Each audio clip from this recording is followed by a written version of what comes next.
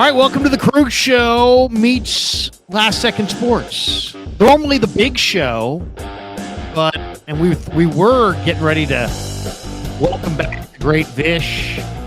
Vish is a little under the weather. All that traveling, so it's the duo. It's the big show duo on a Thursday night. Hope everybody's having a phenomenal January the 4th. If I haven't said it yet, let me say it because I only have one more day to say it. I've got a rule that you can't say Happy New Year after the 5th of January, and today's the 4th. So, all right. Happy New Year, everybody. Hope everybody's having a great New Year, and good luck to everybody in 2024. Welcome to the show, of course, on my end, brought to you by Pig and a Pickle, the best barbecue in Northern California. Check them out in Emeryville and Corte Madera. They're open 7 days a week, from 11 a.m. till 8 p.m. or until they run out. And, of course, we're also brought to you by New York-style Italian sausage. The only kind of Italian sausage I eat is New York-style Italian sausage. It is the best. We're also brought to you by Marin Auto Glass, marinautoglass.com, 415-883-3030, and Underdog and Mojo Fantasy. Check that link in the description. Use the promo code Krug, and they will match you up to your first $100. Jesse, good to see you, man. How was your holiday? How was New Year's?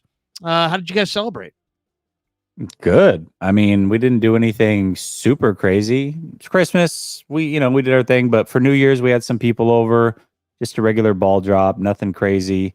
Let the kids stay up till midnight. They're 11 and 9, so that's a big deal at that age to stay up that late. They played football in the street until 10, 11 at night with their friends. So that was a good time. And other than that, pretty low key. I do got to say, it's pretty funny, though, that Vish is not here tonight because a lot of people think that he's like kicked off the show. And so we had like teed up this whole thing that Vish was going to be back tonight. Right. Only for him to basically call out sick on us. So it looks like we've just kicked him to the curb again. It's terrible. I know. He was traveling, I think back, did he say from India? India. Yeah, that's where he was at. So, I mean, that's not exactly short travel.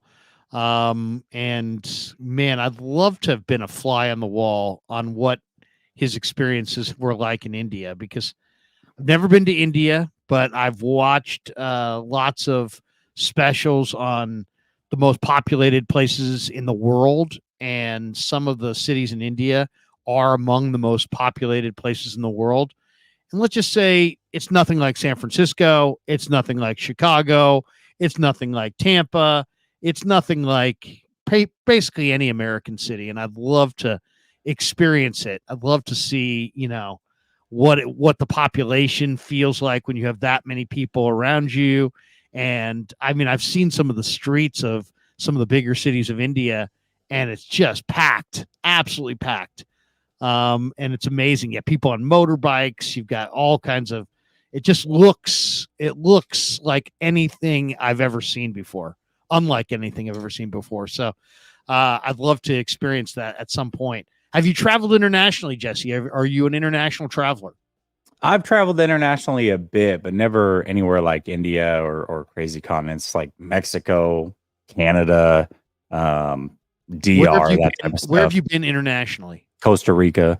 Okay. That's Very basically good. Costa Rica, DR, Mexico, Canada. I think that's about it. Yeah. Yeah. No, that's more than I have.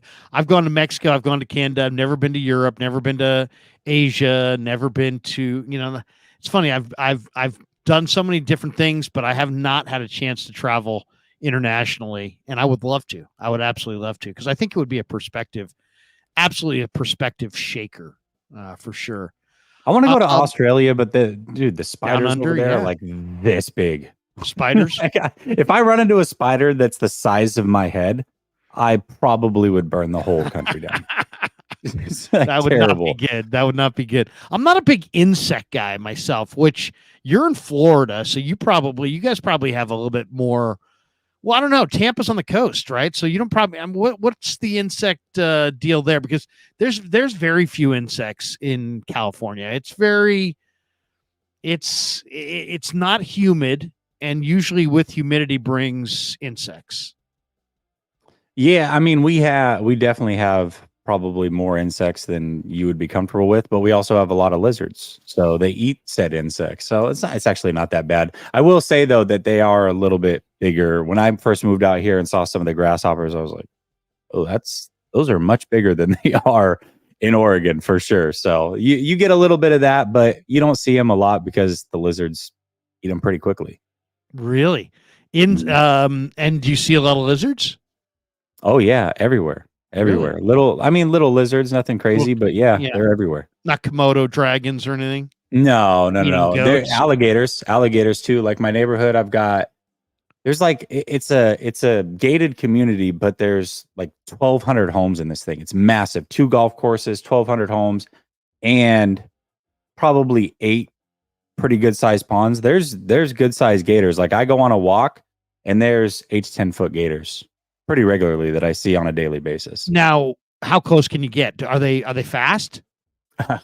Well, I'll tell you a funny story. So when I first moved here, I had no idea. Don't they eat animals, small animals? Yeah, they will, but these ones are pretty, I don't know. They're more scared of you than anything. But when I first moved here, I had no idea.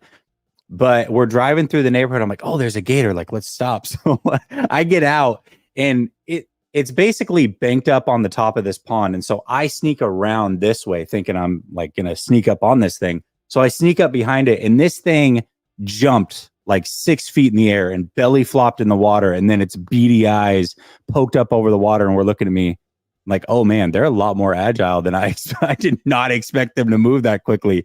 Have not gotten close to a gator since I've learned my lesson. Now you are not a Florida native though. You're an Oregon native, right? Yeah, Oregon. Yeah. Yeah. So there's nothing close to that there. I mean, so what?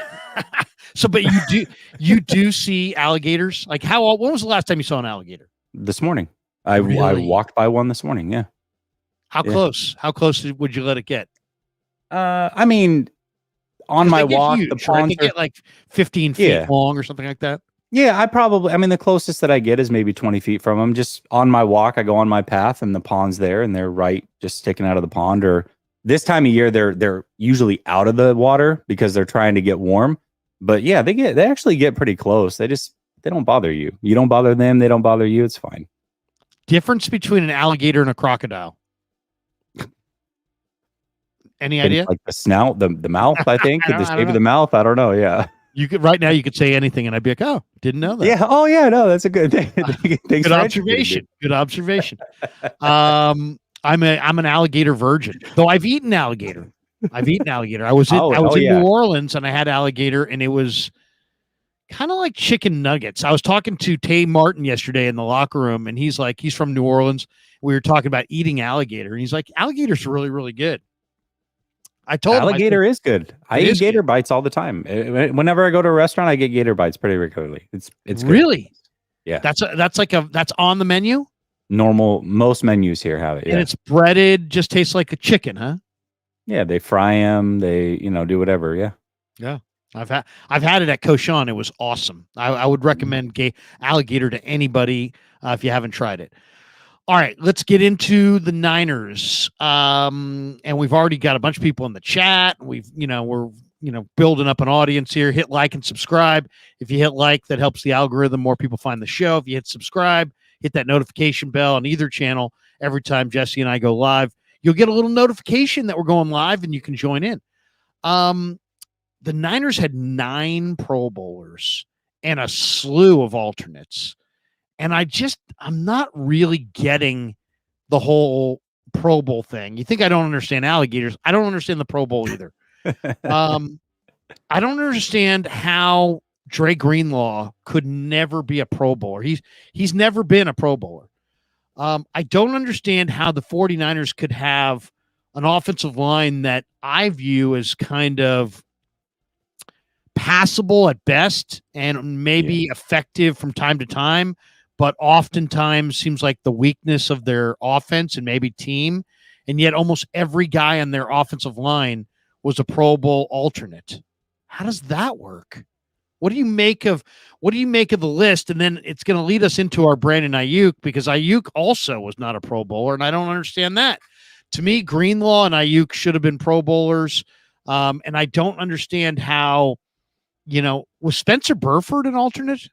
I'm not sure if he was or wasn't, but Brendel I was. don't think so. I don't McKivitz think so. was.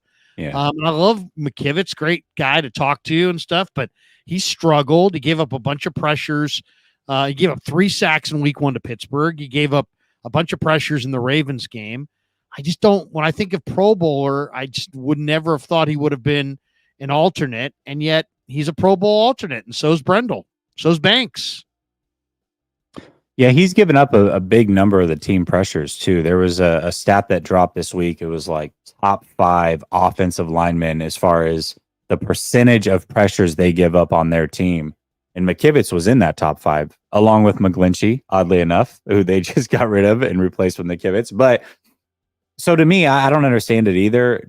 I think the way it works is there's fan voting. It's like thirds. Fan voting, players, executives maybe vote, and then that's how they come up with it. I don't know if it's a weighted algorithm or how it works, but if you look at the voting as far as fans went, 49ers were getting heavy votes, more so than any team. They went crazy on the votes this year. So I got to imagine that plays into it a bit. And I think for the most part, they got it right. There are some weird ones in there, like Buda Baker. I don't think should have been in there. Obviously, some of the alternates are off. But Ayuk, that was one that was tough. That was a tough pill to swallow because we look at Ayuk and we're like, damn, he had a hell of a season. We think he's easily a top 10 wide receiver. Maybe some people would say top 5, but then you look at the NFC and it's like, well, who do you take out? Because you got Puka Nacua, you got AJ Brown, actually the one that I would have taken out, and I love him. Evans is a hell of a player. I think it's time to start considering him pressing into the top 10 of all time. You look at his career and what he's been able to put together. Hell of a player. A couple more seasons, I think he's probably there. But this year, I don't think he deserved to be there. I probably would have taken him out, and I would have had either St. Brown or Ayuk in there. But overall, I mean, you know, it's a Pro Bowl. And what sucks, though, what does suck, though, is that we see that it's kind of random, but a lot of these players have incentives based off of making the Pro Bowl or All Pro. All Pro's a little bit more serious. They take that a little bit more serious, but the Pro Bowl, it's like, I mean, it's kind of a crapshoot, really. Anybody can get in. It seems like it's a popularity contest. I would have, it's funny. We interviewed Mooney Ward today in a group setting, and Mooney's like, there's one wide receiver, I won't name him, but there's one wide receiver who made the Pro Bowl that Ayuk should have beaten out. And I don't know who he's referring to. I think it's Puka Nacua from the Rams. And I guess my question is, why is it that Ayuk is getting slighted? Why did he get snubbed?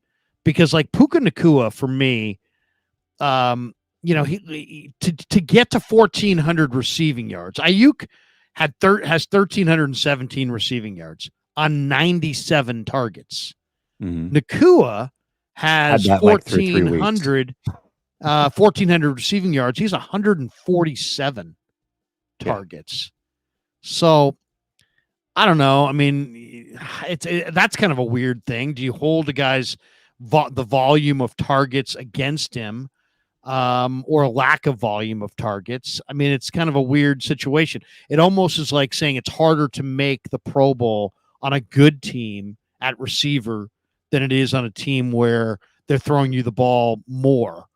But I don't know. I mean, why, in your mind, why did Ayuk get snubbed? Is it his quiet personality? Is it efficiency isn't respected because he's more efficient than Puka, clearly, just based on those numbers? Is it that touchdowns move the needle over yards?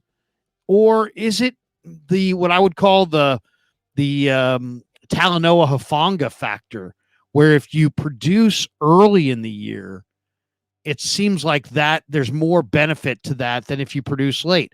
I mean, you could say that Ayuk's touchdown production came later in the year.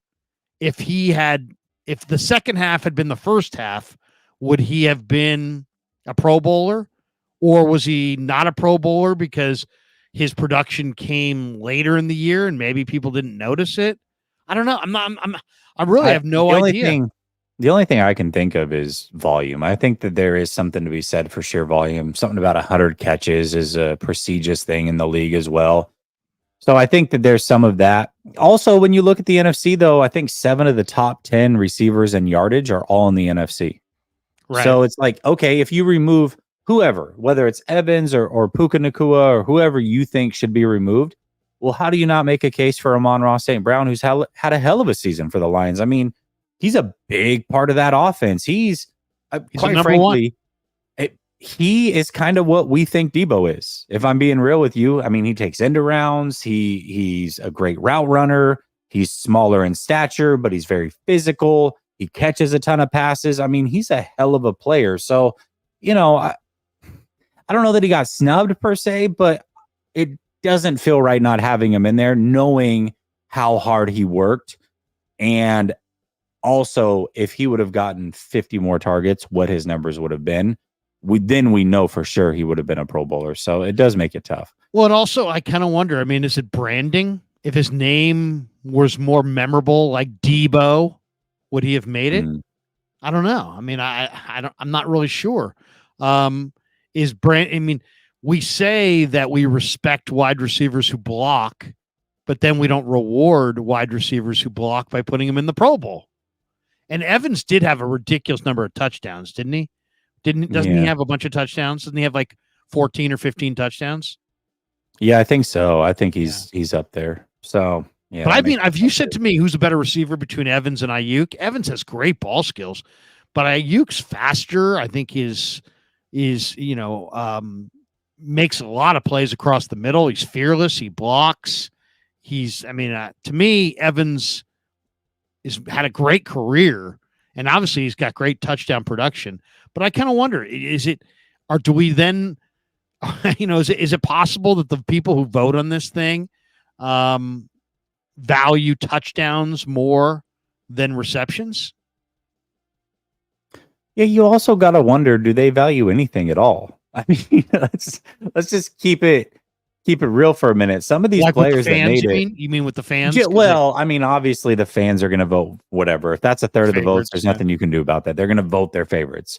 But overall, when you see guys like Budda Baker make it, and I love Budda Baker. I think if he plays all season, he is one of the better safeties in the league, and he probably does deserve to be there. But he missed a big chunk. Missed a big chunk of games. So does he really deserve to be in there? Does Colton McKivitz deserve to be an alternate? And some of these other guys, I mean, even Patrick Mahomes. Patrick Mahomes is the best quarterback in the NFL. I don't think anybody's arguing that. But did he really deserve to be one of the 3 quarterbacks in the AFC when you look at some of the numbers that he's put up? I think there's an argument to say probably not. But, he makes it based off of how great he is and his name and career plays into it, everything. So, yeah. Maybe it's a rep situation. I know in baseball, the All-Star Game's very much about rep. Like, what's your reputation? Did you say that Baker made the Pro Bowl? No, I don't think Baker did. Budda Baker? I'm saying Patrick Mahomes. Oh, Budda Baker did. Yeah. Sorry, I thought you were thinking Baker Mayfield. Yeah. But Budda Baker made it. Yeah, he's a starter. Bobby Wagner made it. So let me see. What did Baker play for games this year? I mean, it's not a lot. I know he missed a bunch of games. Yeah, he played 11 games. Yeah. Okay. So there you go. I mean, he missed a half dozen games. That's a lot. 18-game season to miss 6 games. You missed a third of the season. Yeah, that's a big deal. Yeah, that's surprising. I'll say this. I think I want to see. It would have been nice for Brandon to get that, especially in his contract year. In a kind of a perverse way, does it help the Niners re-sign him? I mean, I saw Spot Track did an estimate of what Ayuk is going to get in free agency, and Spot Track estimated $23 million a year. I already think that Ayuk's a must re-sign guy. I've looked at the Niner free agents. They got a bunch of them, but there's a bunch of them they could just let walk and will let walk. If it's 23 a year, I'm giving him 23 a year. No problem. I mean, he's going to get paid. He's going to get paid top 5 receiver money and you kind of just got to let it happen. I guess the question becomes, do they do it this offseason or do they wait? Because typically, the 49ers are a team that will wait a little bit. So is it something that they address this offseason, or they say, let's give it one more season, take our chances on it? I think the longer they wait, the more it's going to cost them. So I would try to get it done this offseason if I was the 49ers, but sometimes they don't look at it that way. And, and the way that you're talking about Ayuk is the same thing that happened to Purdy. Purdy likely not getting the MVP might save them a little bit of money, They don't have although to pay Purdy though until when? 2 years, right? after next year. But I mean, Yeah. it doesn't matter. You're an MVP. I mean, write the blank check already. It doesn't matter, which kind of sucks because Purdy is, I mean, he's severely underpaid. If anybody deserves to get the most money they can get, it would be Brock Purdy, who's basically been playing for free when it comes to NFL pay standards. Maybe not to what you and I make or whatever else, but as far as what NFL players make, he's basically playing for free. Yeah, it was so bad that when Christmas came around, he's like, "Listen, I would love to get everybody gifts, but I can't afford it. I can't afford that. Are you kidding me? When I take home 150 grand a year and live in California, what are we talking about? No, I've got a roommate. McKivitz is my roommate. Like this is how I live right now. Yeah, or Zakel's my roommate. Yeah, like but he makes $840,000 a year. Yeah, I mean, whatever. You got. If listen, somebody's making $840,000 a year, that's what's he gonna get though? I mean, you take away taxes. Then you take away your agent fees. You take away the prep that to care for your body. I mean, is he netting? Is he walking away with 200 grand that he gets to play with every year? That's not a lot. That's really not a lot of money. Well, especially not for an NFL quarterback. Not enough to be giving out opulent, gifts to your. Not enough to be handing out golf carts to your offensive linemen like Pat Mahomes, right? Like those are 15,000 a pop. What are you gonna do? Seriously. Gosh, I mean, those linemen looked so happy. By the way, that day when they were getting there, they were like little kids. Yeah. By the way, I didn't even ask you. With little kids, what was the big gift in your house? Was there a gift that was like, all right, here we go? Like it depends. They're both into their own things. For my youngest Maddox, who's a big Ravens fan, you bought him the Ravens? No, yeah. I brought Lamar Jackson to the house. No,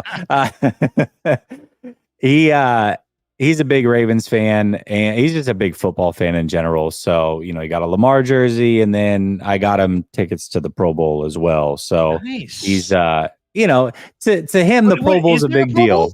I thought they're in Orlando. In Orlando, it's an actual flag game football. Or it's flag football. It's flag.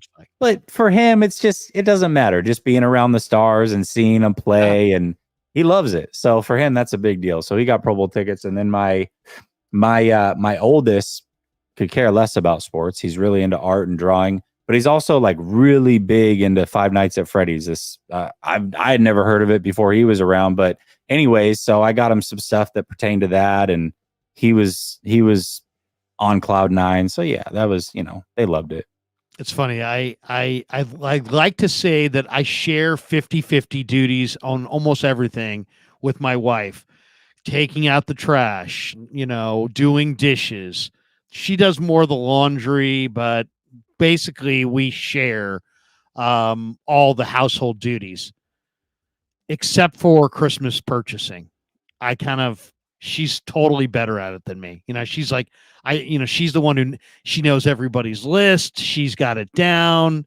It's like she looks at me and she's like, ha, ha, ha, you just show up. You just fund dude. Listen. I saw this thing a couple years ago, and it couldn't be more true. Where it was, it was kids opening a gift on Christmas, and dad's like peering over their shoulder because he also doesn't know what they got. So he's like, right. "Ooh, that's awesome!" He's getting excited with them because he has no clue what was bought for him. That is mostly true. Although this year I was on my game, man. All the big gifts, it was me. It was my ideas, so I felt pretty good about that. There's always a couple that I'm involved with, but they're surprised. Or I'll get this, Dad, thank you so much, and I'll be like, I give the high eye. Welcome. If you really don't know, you can always in life, if you don't know, you can almost get away with the high eye all the time. Just like that's the trick. Just like it's a good way to excited for you. Yeah. It's like Good, bad, or otherwise. Really? Wow. I'm so excited for you and for me. Because I had no clue what you were opening. Though I did love this gift behind me that you advised Kev on, and I'm loving the neon light. Though I am getting a little glow off the back. Yours doesn't glow as much. You must either have some cover on it or the outline's a little not as bright. Look at that. Look at the. It's my neon light's very, It's very good bright. though. It shows depth. It shows that you're separated from the wall behind you. I don't know what you like turned yours up to, but mine's at 25%. I hit the 25. 25% button, and then I bump it down one from that. I hit the glow Oh, down. So mine's a little bit down. lower than yours, I think. I'm at 25%. If you hit 25 and then hit the arrow down afterwards, like that's as low as it gets. Oh, wait a second. There we go. See, not as Look glowy. at that. Not as glowy. I'm learning. All right, let's hit the super chats here. We got a bunch of them. They're stacking up. All right, let's go to Frank Tom Ocean. He says, like smashed on both channels. There you go. Thank you. Frankie. Thank you, Frank Tom Ocean. Appreciate you. Brother Greenlaw, little decorum, Bob says, Nails, we re-signing Brandon Ayuk to a 25 to 27 million per year deal. I would ask Purdy Profit, but he already said no for BA because of drops, not getting open, and lack of touchdowns. What say you? Never gonna let that one go. I mean, literally never gonna. I think I think at some point, Brother Bob, you may want to drop that one. But go ahead, Jesse. What do you think? 20. What do you think he'll get? I'm saying I'd pay. I've looked at the free agent list. I don't really mind if Ayuk's the only free agent that they re-sign. Maybe one or two more, but of the major ones, I mean, they don't have tons of major free agents. It's him. It's Chase Young. I would let Chase. I like Chase Young. Good dude. Talked to him a little bit today, but if he wants to be paid like a premier edge rusher, I think I'm letting him walk down the road. I just think that I can find guys in the draft to replace him. I don't know if I can find a receiver to replace Ayuk. So I'm paying Ayuk and I'm letting Chase walk. Well, I would too if that's the choice. But here's the question for you. So the first year that his money would kick in is technically 2025, right? Because they've got him on the fifth year option this next year. Even if you re-sign a deal, it'll be the year after that. Debo 2025 makes 24.2 million. Are you giving him? Let's say he says, you know what? I want to make more than Debo. I want 24.5 million just to say that I am the highest paid receiver on the team. Are you saying yes to that deal? I would just because I think he's going to age well. And he's, you tend to, it's like the free agents always go up. You know what I mean? The cost of your free agents always go up. So I think you just have to be okay with that. And I think Debo would be okay with that. It's all about getting paid when it's your time to get paid. So, but here's the Niner undrafted free agent list. Randy Gregory, I'd like to re-sign him or maybe extend him. Wait a second. Chase Young, no. Sam Darnold, I could say no to. Kinlaw, if I could get him at the right price, I'd like to have him back. Otherwise, it's okay if he walks. Tayshaun Gibson, I wouldn't pay Tayshaun. Sebastian Joseph Day, let's see how he does. He has looked really good in practice, really good. Oren Burks, nope, not paying him. Cleveland Farrell, not worried about that. Feliciano, he's 32, he might retire. Kevin Givens, 2.1 million. I might pay him. Ray McLeod, doubtful.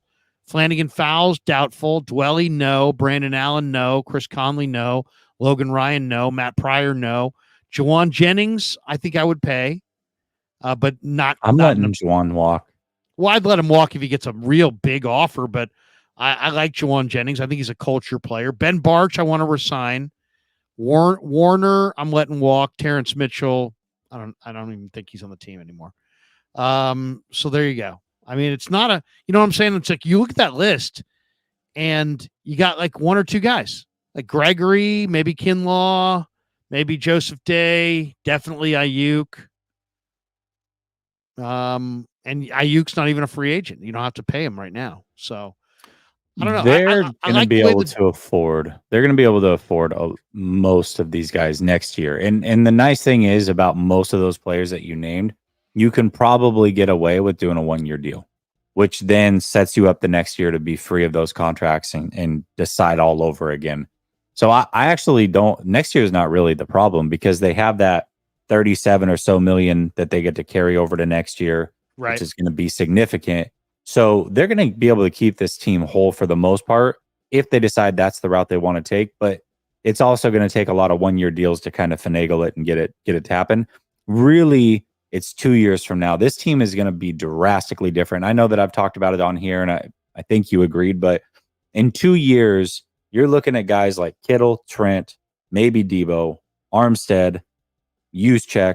Those guys are not going to be here. At the start of 2025 season, I would be shocked. McCaffrey, I'd be shocked if most of those guys are back. I think most of them will not be on this roster, and we're looking at a completely different team, which makes this upcoming draft and the one after that so important because in order to restock the cupboard, when you got guys like Purdy about to get paid, Ayuk, and what have you, the big chunks of the contracts when it comes to Warner and Bosa, Greenlaw, all these other guys, Charvarius Ward, you're going to have to hit in the draft. So these drafts are so crucial to the 49ers remaining at the top of the NFL beyond 2024, in my opinion.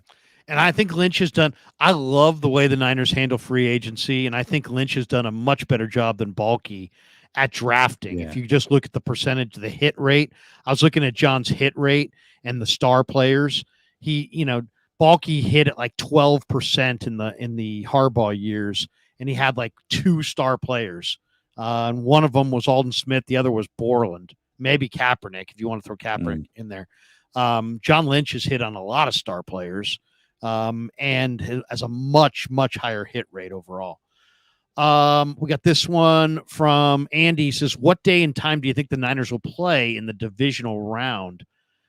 I think they're going to go in the primetime window. There's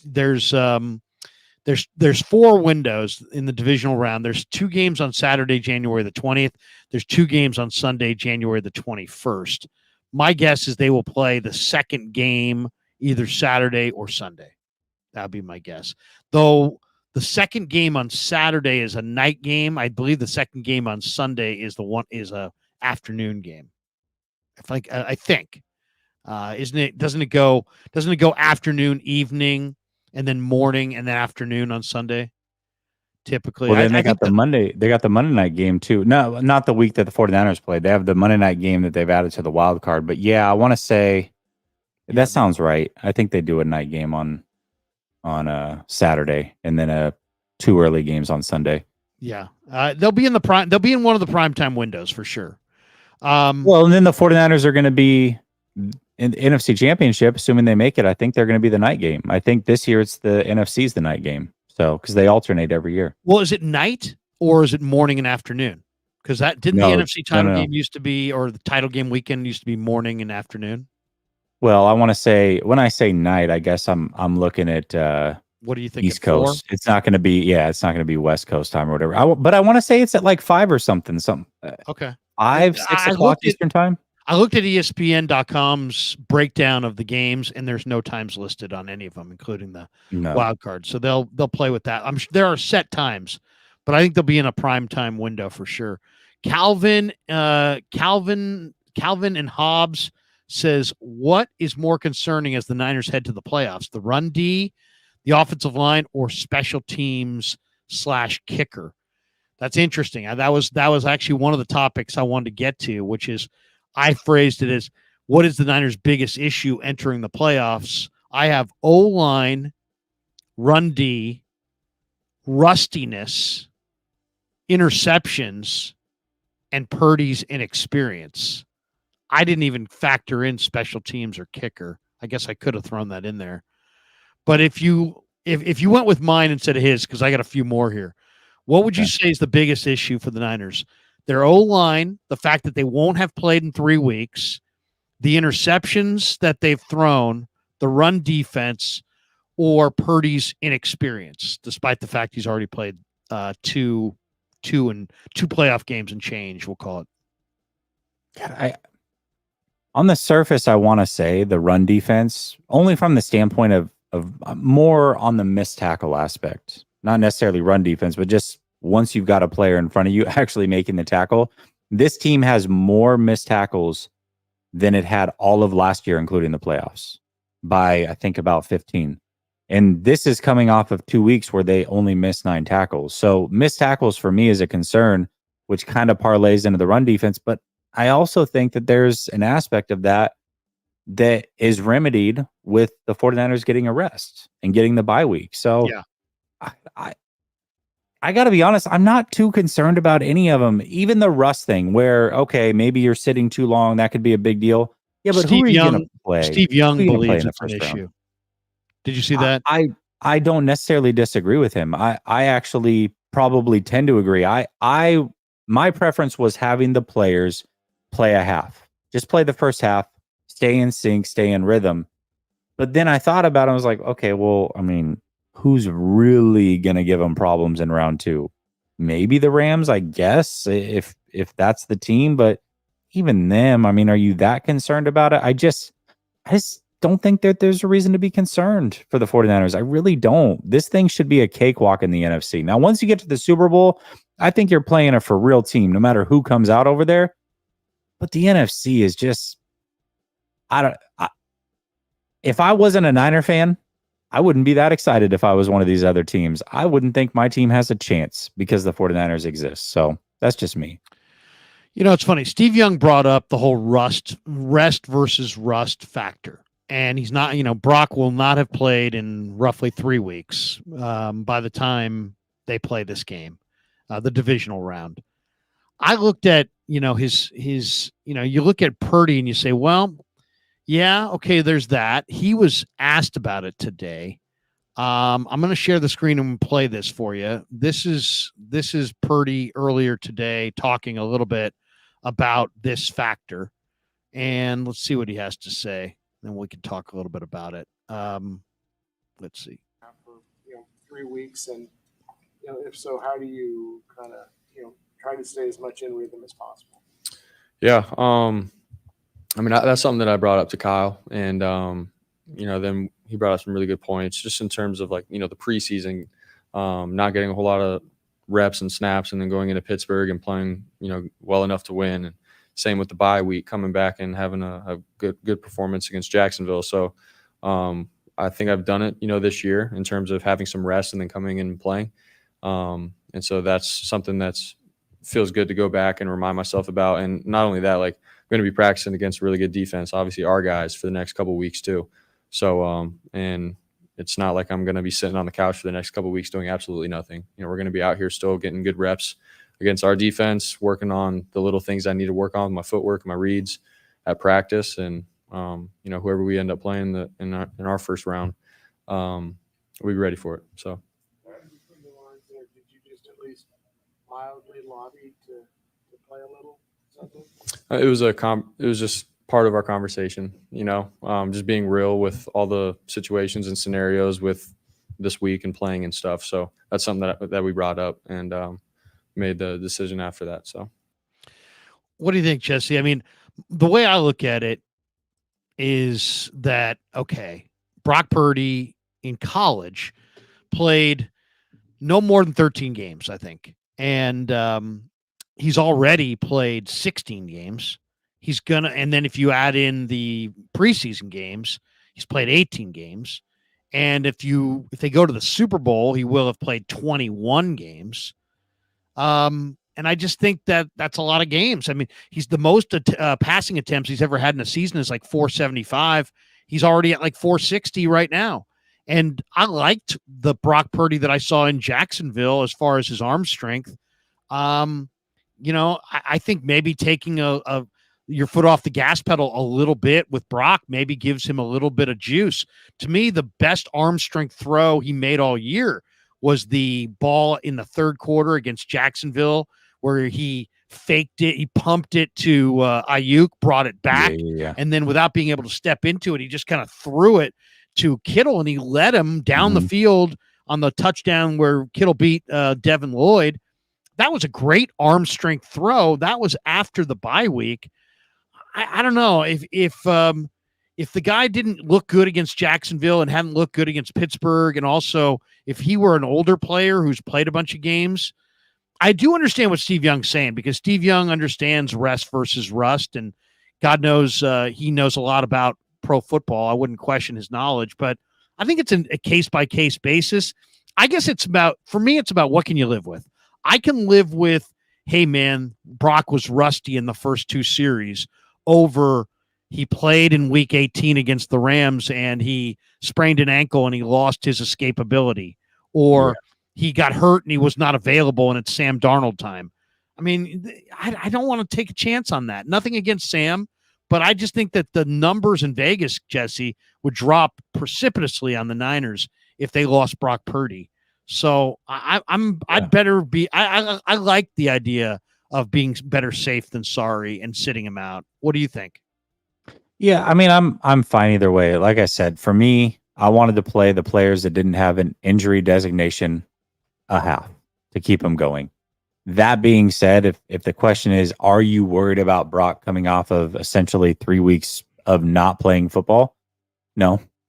And all you have to do is point back to the beginning of the season when one thing that we didn't know was, what would he be ready for week 1? What was that going to look like?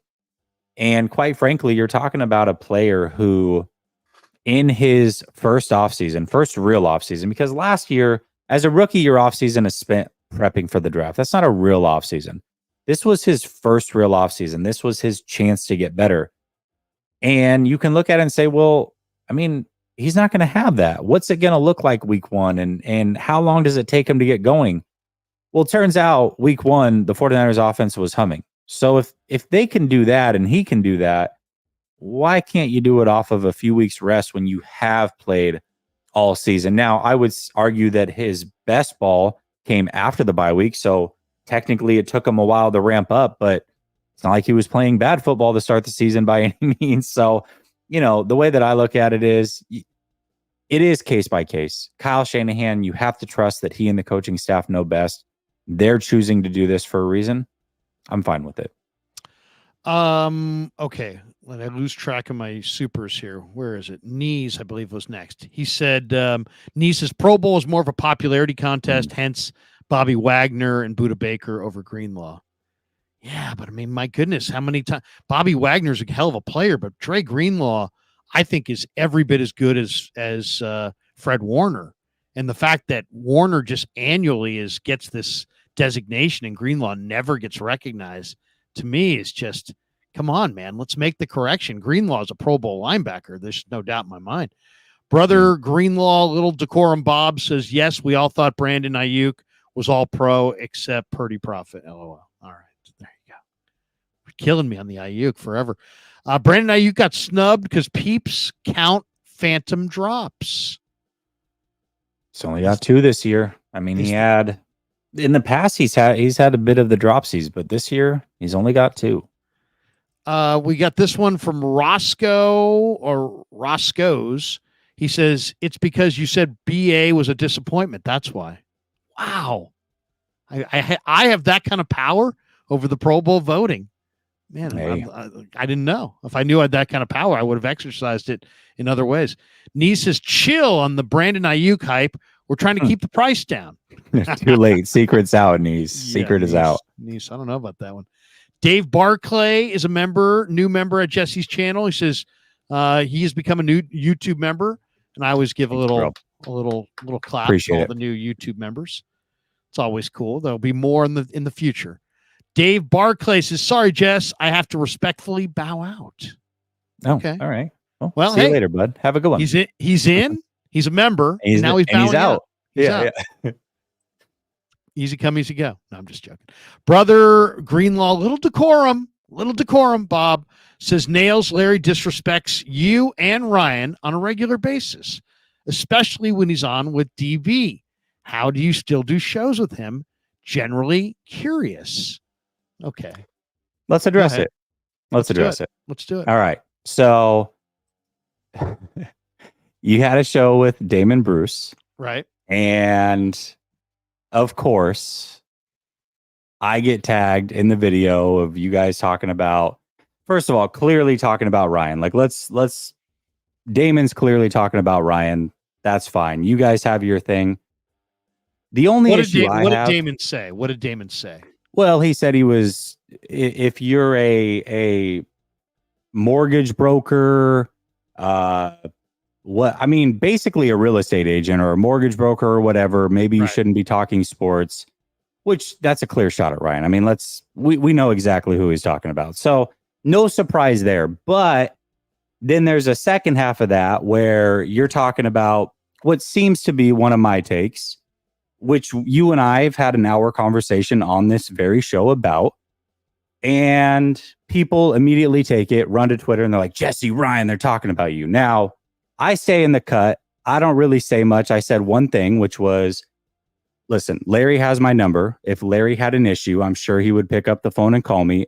Other than that, I'm not worried about what's being said behind the screen, because what's being said behind a screen is about as real as Santa. I'm going to keep doing me. And if people have a problem with it, then they can keep it pushing. I really don't care. It's not going to slow my roll. That's where I'm coming from. But on the flip side of that is, I guess the only thing I would say, Larry, is, what was your take? What was your take that I brought up?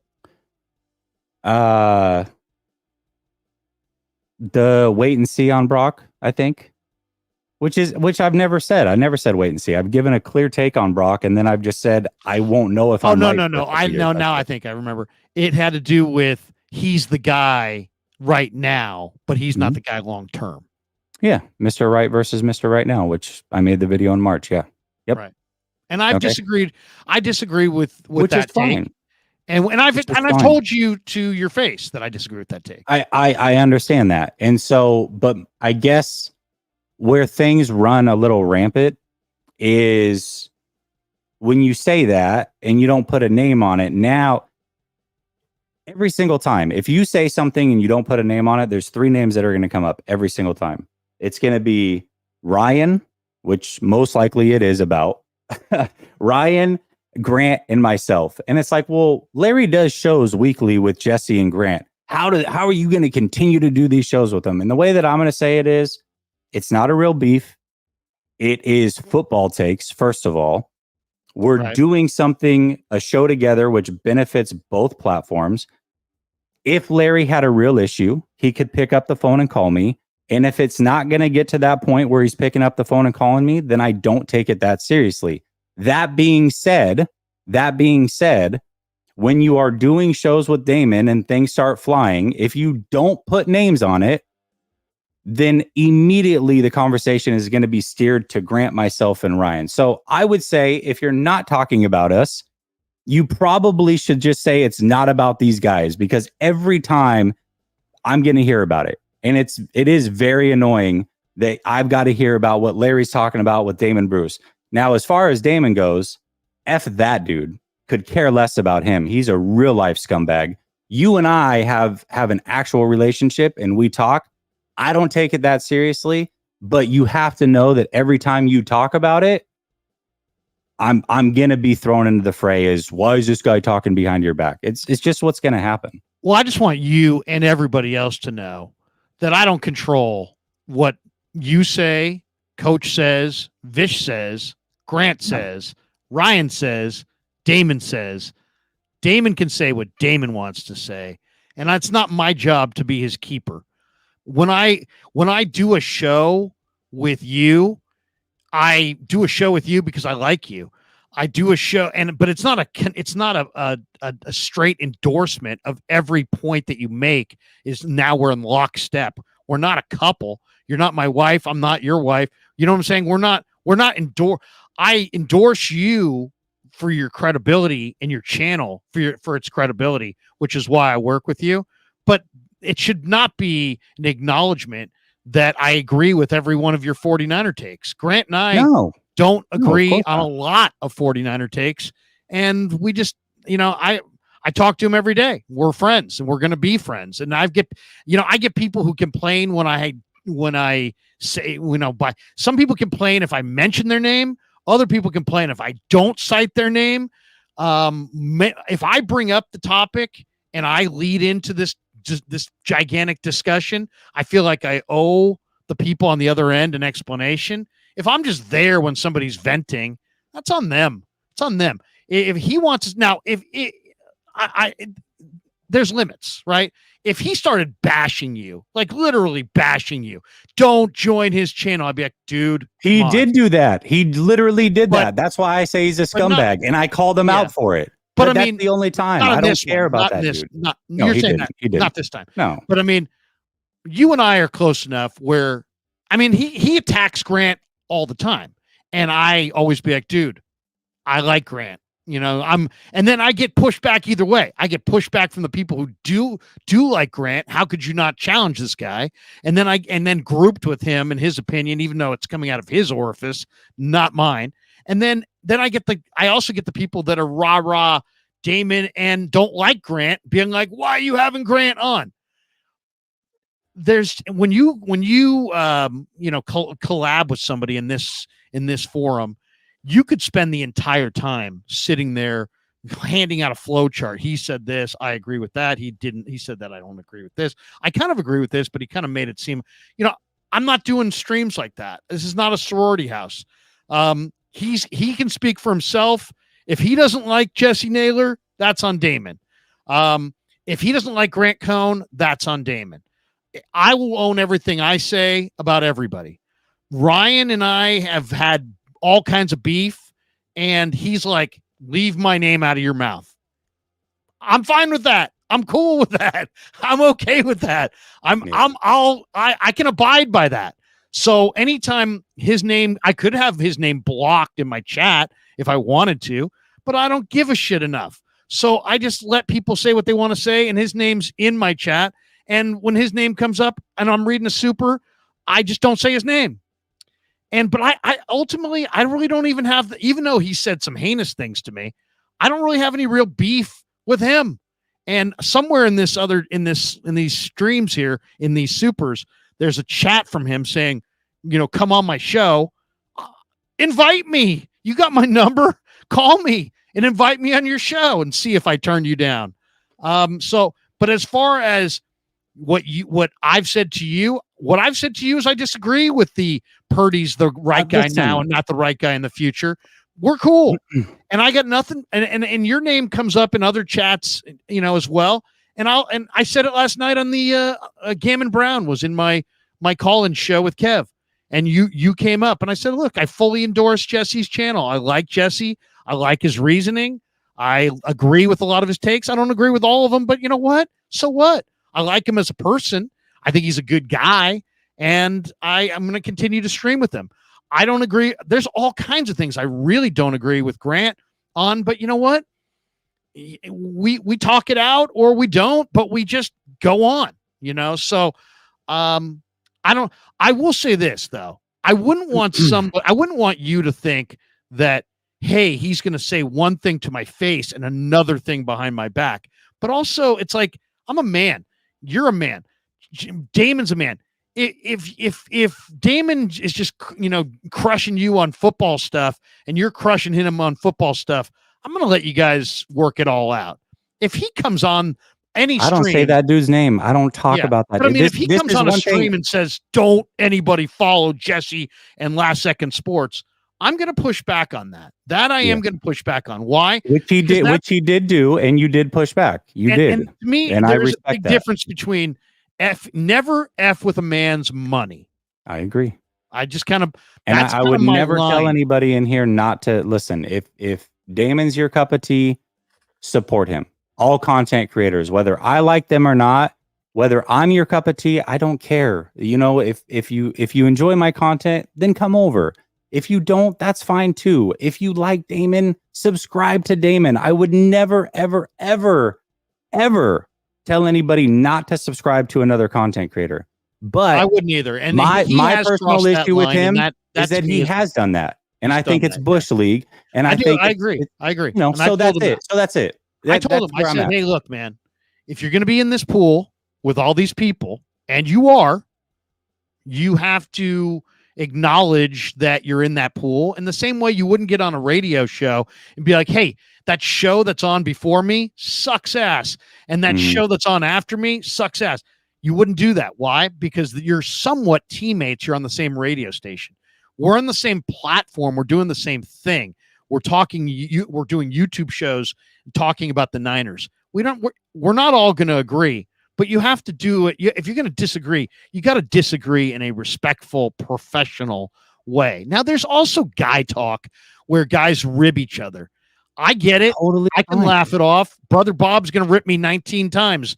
I'm going to laugh it off.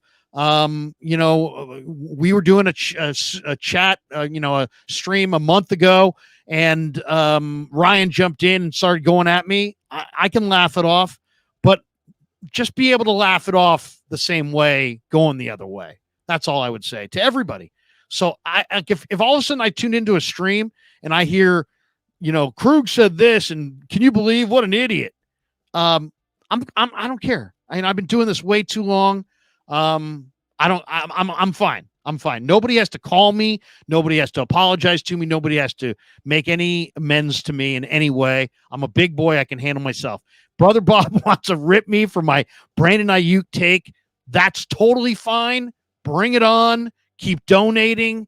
If you start to bring up Felipe Alou from 2005, I'm blocking your ass on Twitter. That's just the way it is. Because I don't have to endure stupidity decades later. And if you're going to drag my name through the mud, I've got the right to block you or mute you. I don't want to see it, but go for it. Do what you got to do. Seriously. Don't go at me. Don't go at my family. Don't go at my sponsors. Have some rules or decorum to what you do. But other than that, I'm a big boy. I can handle criticism and I can handle people. I would take the popular opinion at every turn if I was really concerned about sensitivities or, people pushing back. I took a ton of heat last year when I said John Lynch is going to, confirm, he's going to recommit to Brock Purdy and he's going to trade Trey Lance. And it's like, I got people saying heinous stuff to me for months, and I just wore it for months. So it's like, you know what? I'm a big boy. I can take it. But also I'm not going to take the entire stream and, correct everybody's thing unless they cross a line where they went at you professionally, or I felt it was crossed a line. And that line's kind of a blurry line, right? Because there's any number of topics. But if it's just about disagreeing about football stuff, then it's fair game. If it ever goes beyond that, I have to say something either on the air, off the air, or both. So I know that doesn't necessarily clear anything up completely, but that's kind of where I'm coming from. I'm really not tripping over it when it comes to you. My biggest thing is I personally am not going to talk about any other content creators on my stream and their takes unless I say their name. And I'm going to put a name on it. And it is so rare. I don't bring people up. I don't care, man. I'm doing my own thing. If you rock with me, you rock with me. If you don't, I don't care. I really could care less. This is the first time I've ever brought his name up, and he deserves it. And I brought it up months ago, but he's the type that pokes and pokes and pokes and tells people not to subscribe to other channels, does it on a regular basis. And frankly, I'm sick of it. Like, don't be Bush League, man. Just you do your own thing. You stay in your lane, we'll stay in our lane. But the moment you start taking it beyond sports takes and telling people to not, support other people, bro, I don't need this. I do this part-time. Like, I could walk away tomorrow. My house is still paid for. I'm still good, right? But you do need this. And so I would never, ever, ever in my life say, hey, you know what? Don't allow that man to feed his family. I just wouldn't do it. So when it happens back to you, and then it happens repeatedly, and then you are so chicken shit that you won't even say a name of the person that you're talking about the way that he does. Dude, it's terrible. It's absolutely terrible. So, at some point it does get a little bit personal, and that's where it's been. It's the last time I'm talking about it, but I hear you. I hear you. It just is what it is, man. Yeah. So no, I hear you. I hear you. There are no rules to this game. It's more about what kind of code do you live by as a man. That's right. kind of really it. And Right. at the end of the day, and you guys, all you guys, in the chat and the people who watch, you got to kind of decide based on the quality of our content, the quality of our dialogue, if what we're worth or not worth. And all I would say is I feel very confident in putting everything that I stand for as a person, whether it was things that I stood for on the radio, things that I stood for before I was on the radio, or things that I stand for now on YouTube. I've got no problem putting it out there. It's all there. I've never taken down a video. I've never taken down content. For the most part, I don't delete tweets unless I really feel that I made a huge mistake somehow, some way. And I don't want a war with people. I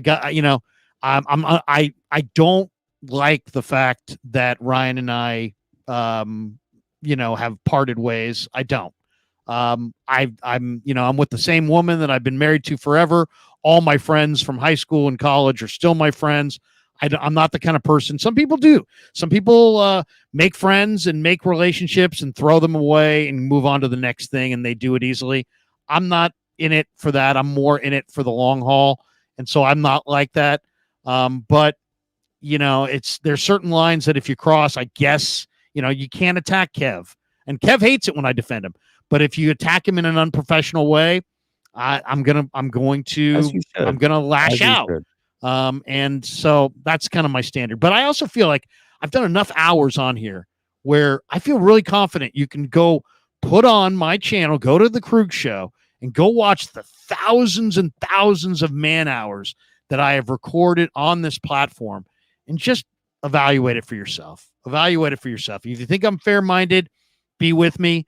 If you think I'm some hit piece, cheap shot, dirty, kneecapper, then bolt. And I respect you either way. I mean, that's really all I can say. And as far as you, Jesse, I hope you know that we've had enough conversations on and off this show and others that my respect for you goes beyond whether or not I have a YouTube show or you have a YouTube show.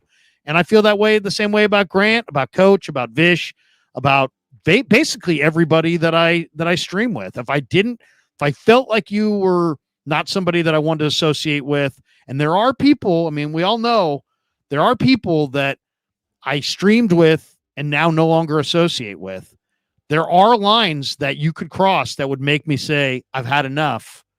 But you're nowhere near that. And I really enjoy doing this show every Thursday with you and Vish, and then you and Coach. And I hope you enjoy it as much. And I plan on continuing it. Brother, listen, like I said, if it doesn't come across my phone where you have my number, then I'm really not sweating it. So that's what it is. But, I did, since it was brought up, I wasn't going to talk about it. But if people, and I saw it running through the whole show when we first started, people want to know what's going on, whatever. Right. Once it became a super chat and it's brought up, let's just address it. Let's get it out of the way. Make sure people know that you and I are fine. But listen, I'm going to speak my mind on that other gentleman, I guess I'll call him, which I think is probably more than he deserves if I'm being real with you. But I'm going to speak my mind on him for one time and one time only, because he jabs and jabs and jabs and tells people not to do it. No, I'm done with it, bro. I'm absolutely done with that guy. So if like I said, sports takes are one thing, but if you want to start doing things like that, now you're in somebody's wheelhouse for manhood. Let's talk about that. Let's really talk about that. No, and I agree. And I have expressed that to Damon. And if he were sitting right here, I would express it right on this chat to him. So, I got no issues with any of your points that you've made here. Let's try to get this back on the rails. Thank you, brother Bob. But Rob Schneider says, my fantasy Super Bowl is Sunday. I need Debo playing. Will Debo play on Sunday? He start. He said that he was playing. So here's okay. First of all, I gotta say, Rob Schneider, if that's your real name. Is that Why does the your league? Rob Schneider? Is that the SNL guy? Yes, yeah. If I've met him why do actually. He's a leagues Bay go into Area week guy. 18? Why do leagues go to week 18? I don't understand it. Like the 2-week playoff thing, I don't understand in fantasy football, and then the week 18 thing. So if hopefully you're not the commissioner and you don't take this personally, but if you are, change it. The week 18 thing, there's always going to be teams that tank. It's so hard. You could put together a magnificent roster and then just have it plucked to pieces week 18 and you lose your fantasy league because you didn't have any players to play. I don't get it. First of all, I've never played in a league where they went to week 18. Have you? No. Yahoo doesn't, or at least didn't. I don't know if they still don't, but I'm in the consolation bracket, and I think I got bumped. But no, I mean, yeah, Niners Worldwide says you can do it. You can do it. He's that guy. Yes. Rob Schneider's actually a great guy. He I used to go to one of the clubs that he owned on 11th Street in the city. It was called the DNA Lounge. So I'm there one night. This was an amazing night in the 90s. And they had a band called Groove Line, and they sang a lot of a lot of 70s dance stuff, right? And Gloria Gaynor and all that kind of stuff. And it was a great place to go, great drinks. One night, Rob Schneider owned it with Chris Farley, the late Chris Farley. Remember Chris Farley? Yeah, oh yeah, Chris Farley was one of our favorites. All of a sudden, you hear the music, the DJ scratches the record, and Chris Farley jumps on the stage, and he's like, they were playing Gloria Gaynor, "I Will Survive," and he gets into his character from SNL, the motivational speaker, and he's like, he goes, "I will survive in a van down by the river," and the place went crazy. Man, those guys had fun. Farley, man, gosh, Farley was one of the best. He was so good, so good. And Chris Farley's brother was at Second City for years and years in Chicago, which is an awesome comedy, kind of like an SNL, but it's on the north side on, I think, Division. And it's just if you ever get to Chicago, go check out Second City. Fish and Chips is LK, excellent in the locker and presser, but okay. Well, I'm not sure what your butt is. Tina's got a big old butt. Shane Cooley says, I like the idea of our snub players having something to be pissed about in the playoffs. Seriously, I was thinking about that as well. And somebody else said that to me. It was like, hey, you know what? Some of these guys, they live for the chip on their shoulder, and maybe being denied the Pro Bowl might not be the worst thing. I don't know. I mean, how long? I mean, pro athletes are always looking for some sign of disrespect as a motivational tool. If Greenlaw or Ayuk or anybody wants to use, you got snubbed for the Pro Bowl as some motivator, God bless you. Right? I mean, come on. Whatever slight, whatever edge, whatever, anything you can pull. If this frustrates you and this makes you want to be better, by all means, use all the motivation you can get. The Ryan G. Hensley Show, member for 7 months. A little clap there. Member for you. He says, Larry, come on my show. Ryan, this is a phone. See it? I've got the flashlight on because it's kind of dark in my studio. This is a phone. Call me, bro. You want me on your show? Call me. I'll come on. You got to remember this. I never blocked you. You blocked me and my kid. If you want me on your show, pick up the phone, call me and invite me or text me. I'll show up. I always do. Every time you've invited me, I've been on. Fish and Chips is like Hensley, respect for fans, knowledge, 0. What? Wait. Am I reading that wrong? Like Hensley, respect for fans, knowledge, 0. Oh, come on. You're saying I don't respect fans' knowledge? I do. I absolutely do. Brother Bob says, I would let it go once you admit you were wrong about BA. He didn't even make the Pro Bowl. All I said was I was disappointed that he had 2 touchdowns after 8 weeks. What's there to be wrong about? It was an opinion about being disappointed. Gammon Brown. Nug 1. If anyone plays League of Legends on #NA. These Damn you guys are so funny. You guys go off on your own random. It's like you'll get a What is super that? chat, and then What somebody is else that? is talking. I have no idea, and then they just go back and forth. I love it. I'm so Gavin was lost. just on I'm last so night. lost. Oh, He's saying Gavin. if people play League of Legends, that's his name, I think, on League of Legends, but I don't know what the NA is. So I'm not sure. Okay. Daza says, why is rust an issue? Can't they practice during this time off? They do practice and will practice. I can't even believe we're even discussing the idea of rust. This isn't baseball. There's no, you're practicing the same way you always practice. You're just not subjecting yourself to hits. I go look at the numbers too. The teams that get that rest, I think I would love to know, what do you think's more important, the rest or home field? Would you rather have the bye week and play on the road, or would you rather have play at home but no bye week?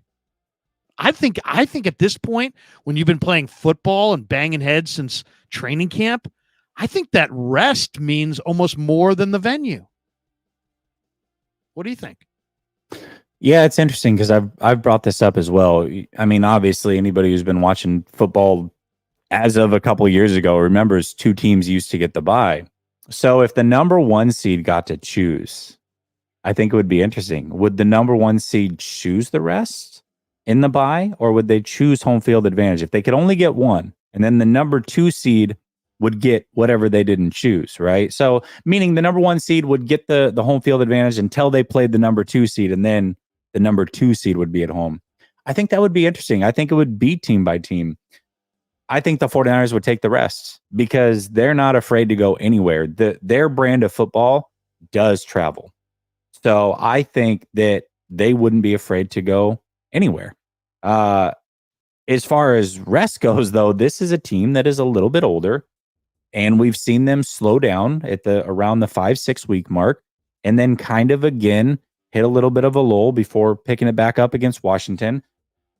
They can use the rest, so I think they would choose rest. As far as rust, it has been a thing. Presumably. I mean, you look at the Ravens a couple years ago, they were the clear favorite against Tennessee. They got beat after resting. You've seen teams like the San Diego Chargers with Phillip Rivers at the helm go through the same thing. So some of these teams that were the number one seeds did lose when they were heavy favorites, but those teams that happen to lose usually are the same ones that are resting the final week plus taking the bye week. The teams that play don't really run into the rest and rust issue, but I am curious to the numbers.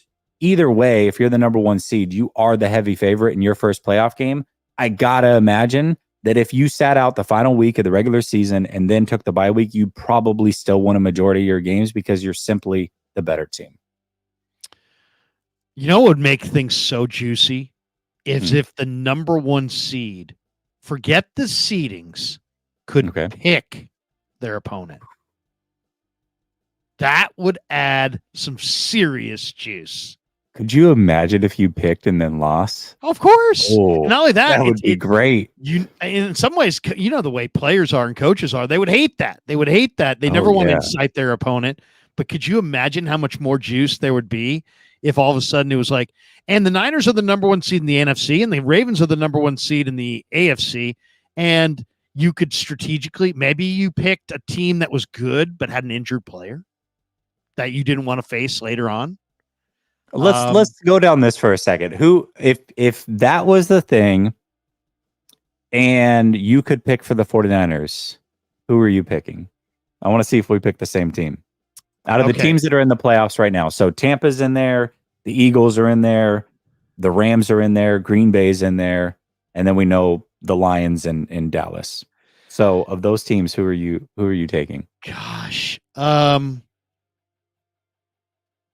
would take Tampa. They've already beaten Tampa. Yeah. But if I didn't take Tampa, I'd take Dallas. Really? Oh, I fear Detroit, that's a good one. Philly, and the Rams more than Dallas. The Niners have ownership on Interesting. Dallas, but I would definitely take Tampa. But even I wouldn't want to be in that position, because why would you want to incite your opponent? Now you've got like a motivated, but it would add juice. It would add juice. Yeah. Don't you think? Yeah, I mean, it would. the I would Niners take. chose this team and lost. Yeah, I would. I would take. I would probably take Tampa as well, but after that, it would be the Eagles. It would be the Eagles. See, that's another one. That's another one. It's like, I can't really decide what the Eagles are. Are the Yeah. Eagles the team that was in the NFC Championship game and they just kind of hit a rough patch at the end of the year and they can get back to that point? Or are the Eagles the team that could not beat the Arizona Cardinals last week at home? And Jordan Davis, you saw Baldinger calling Jordan Davis out of shape, and they don't have a great secondary. Their pass D is kind of bad. Their linebackers can be exposed. But Philly's got an awful lot of, I don't know, man. You're asking, Hurts and Devontae and A.J. Brown and Dallas Goedert and really good offensive line, 2 future Hall of Famers, maybe 3. I don't know, man. I if somebody else knocks off Philly, I'd be very happy. I'll be happy when Philly's gone. I definitely be Tampa, but Dallas to me is the one. I think the Niners own Dallas. I think Philly. Dallas doesn't believe that they can beat the Niners. Yeah, Philly is. I think they're shot, man. I think they're absolutely shot. But we'll see. We'll see. I know a lot of people feel that way. Paul Sassenberger, do you guys plan on coming out to Vegas if the Niners go to the Super Bowl? Kevin, You got to be there. That. You got to be there. You get press passes, man. You got to go. You have to go. Gosh, I might even want to go, even if I didn't stay for the game. You know what I mean? Just to be around it. Just to be there during that week and the parties and all the festivities. I mean, Vegas that would be fun. I mean, Vegas for 5 days and then get on a plane and fly home and watch the game at home. I took it in 2019 in Miami because I had just moved to Tampa the year prior, and Miami's like a 4.5-hour drive. So I went and stayed there the week of the game and then watched the Super Bowl in Miami. It was good. Yeah. If you haven't done it, I would say definitely. You were in Miami for Niners KC? Yeah, I wasn't at the game, but I was in Miami taking everything in, and yeah, it was a good time. Like New Orleans would be a great place to go. I mean, definitely worth going. Here's the question, and this is I don't know how you feel about this. Do you feel that you have a better viewpoint of the game? Because I mean, if the Niners are in the Super Bowl, man, you want the best viewpoint you can possibly have, right? Do you feel like you have a better viewpoint on the game sitting on the 50-yard line at the game or on the couch? Big screen TV, replays. Man. I mean, you get replays in the stadium too. Yeah, but you can't hear it. You don't get the analysis unless you're listening to the radio, I guess. Which is kind of nice. I would say if you're like 50-yard line and you're up a little bit, if you're down there, I mean, the players are so tall, sometimes you can't really see, like, make out what's going on. But if you're up a little bit, maybe like the first row, the second level, or kind of back near that first level, I think that's the way to go, because you still get the replays in the stadium, but you really get to see everything play out in front of you. I mean, that's why the all-22 is so important, right? Because you form this opinion based off of what you see on TV. And I mean, there's been thousands of times, it feels like, where I really thought I knew what happened in a play.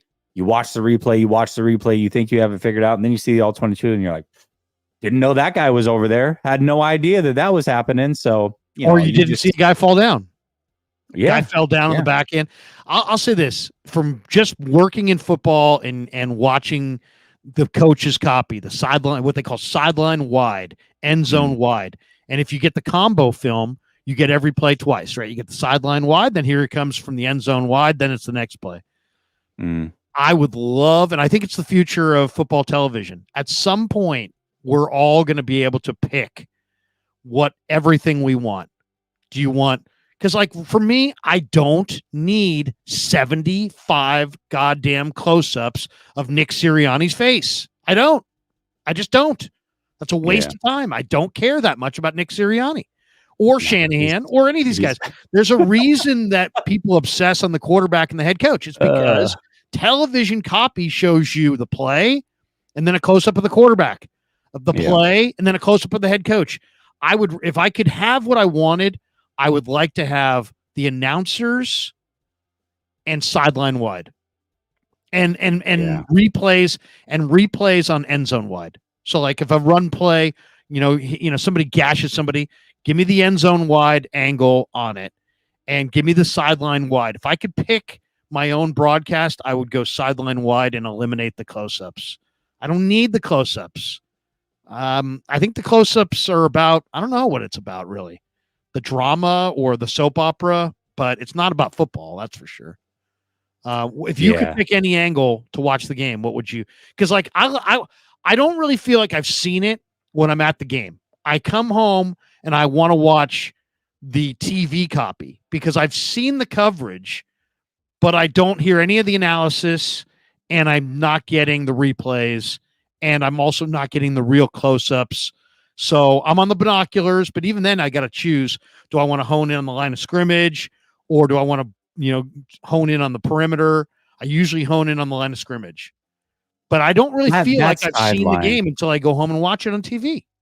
Yeah, that sideline view to me, like that bird's eye view where you can kind of see it all from the sideline. That's the one. That's the one for me, because sideline even when wide. When you get the end zone wide, I still feel like there's some things that you're not picking up on in the trenches. Like you can kind of see the back end of the trenches, but you don't know what's going on the other side. I feel like that sideline wide is where you see it all. You really see it all. If people also saw the sideline wide and the end zone wide, everybody would have a much better feeling for why teams don't go for it more on fourth down, because the spacing is just very difficult to make a big play and gash somebody for more than 7 or 8 yards, especially if they know you've got to complete a pass for a first down. Those windows are tight. It's not easy. Okay, let's go to the next one here. Brian says, love your channel. Smash the like button. Doesn't this give Shanahan plenty of time to install and practice new offensive deployment? Well, it absolutely does.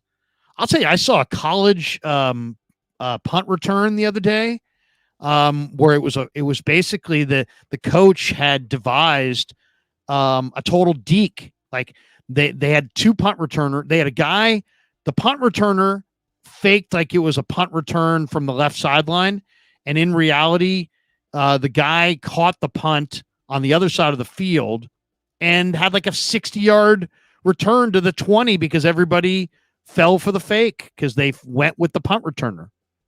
And the guys who are running down they know what direction it's supposed to go, but they're reacting to the punt returner. So if the punt returner moves 20 feet to the left and starts looking up, they're going to hone in on him. Mm-hmm. And if the punt actually goes to the right, so it's like I always wondered, man, why wouldn't you take this extra time and devise something elaborate? But they're very conservative. Coaches are very conservative in nature. They don't really try to do too much. And once you get to the playoffs, everybody pretty much knows what's going to happen for the most part. You may get a trick play here or there, but it's really it's lining up. It's your best versus our best. Who's better? You know what's going to happen. I know what's going to happen for the most part. Who can execute? And that's what it comes down to. Then there's the other one on the punt return that's great is when you have the wedge and the wedge sets deep and right in front of the punt returner. Let's say the kickoff returner, I should say, and all of a sudden you got two guys emerging from the wedge, acting like they have the ball running in different directions. Somebody's going to go with the fake. If anything, I'm surprised they don't try to fool each other more. It's almost like a code where they just say, we're just going to play it straight. Master Any Craft says the Pro Bowl should be 2 weeks after the Super Bowl, or it should be played in the spring. Well, you can't play it in the spring. Could you imagine? Months later, here comes the Pro Bowl. But maybe I'm old school, but I like the Pro Bowl. First of all, there's no reason to ever play any football game without intensity. So I'm cool with them eliminating the Pro Bowl. The Pro Bowl should be a designation. To me, the way they're doing the Pro Bowl now is fine, but it should be after the season. And if you shouldn't be penalized.